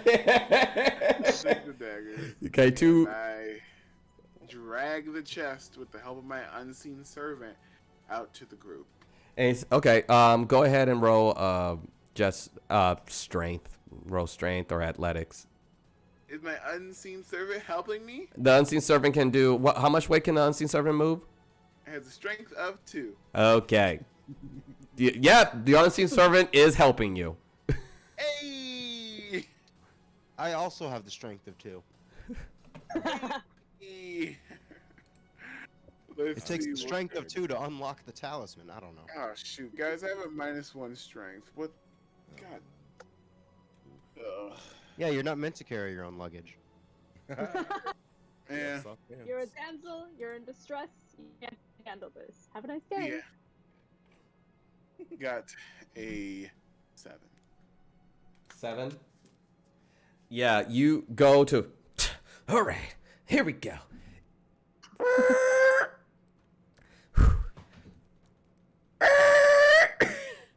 You get a. Anything go right for me tonight? Jesus. The second you go and grab it and move it, you kind of figure out what the ogre was being used for. Oh my gosh. You see like, oh yeah, this is like I said, it's 6 foot wide, 4 feet high, thick, with a variety of weaponry inside of it. It's heavy. This is Awesome. The value In the first of place. the value of that chest alone with nothing in it though. High. Dude. Bruh. That thing's big. That's huge. yeah. Now, but you're able to do that. Any last thing you want to do on this turn? Offer help. I need help. And that concludes the battle.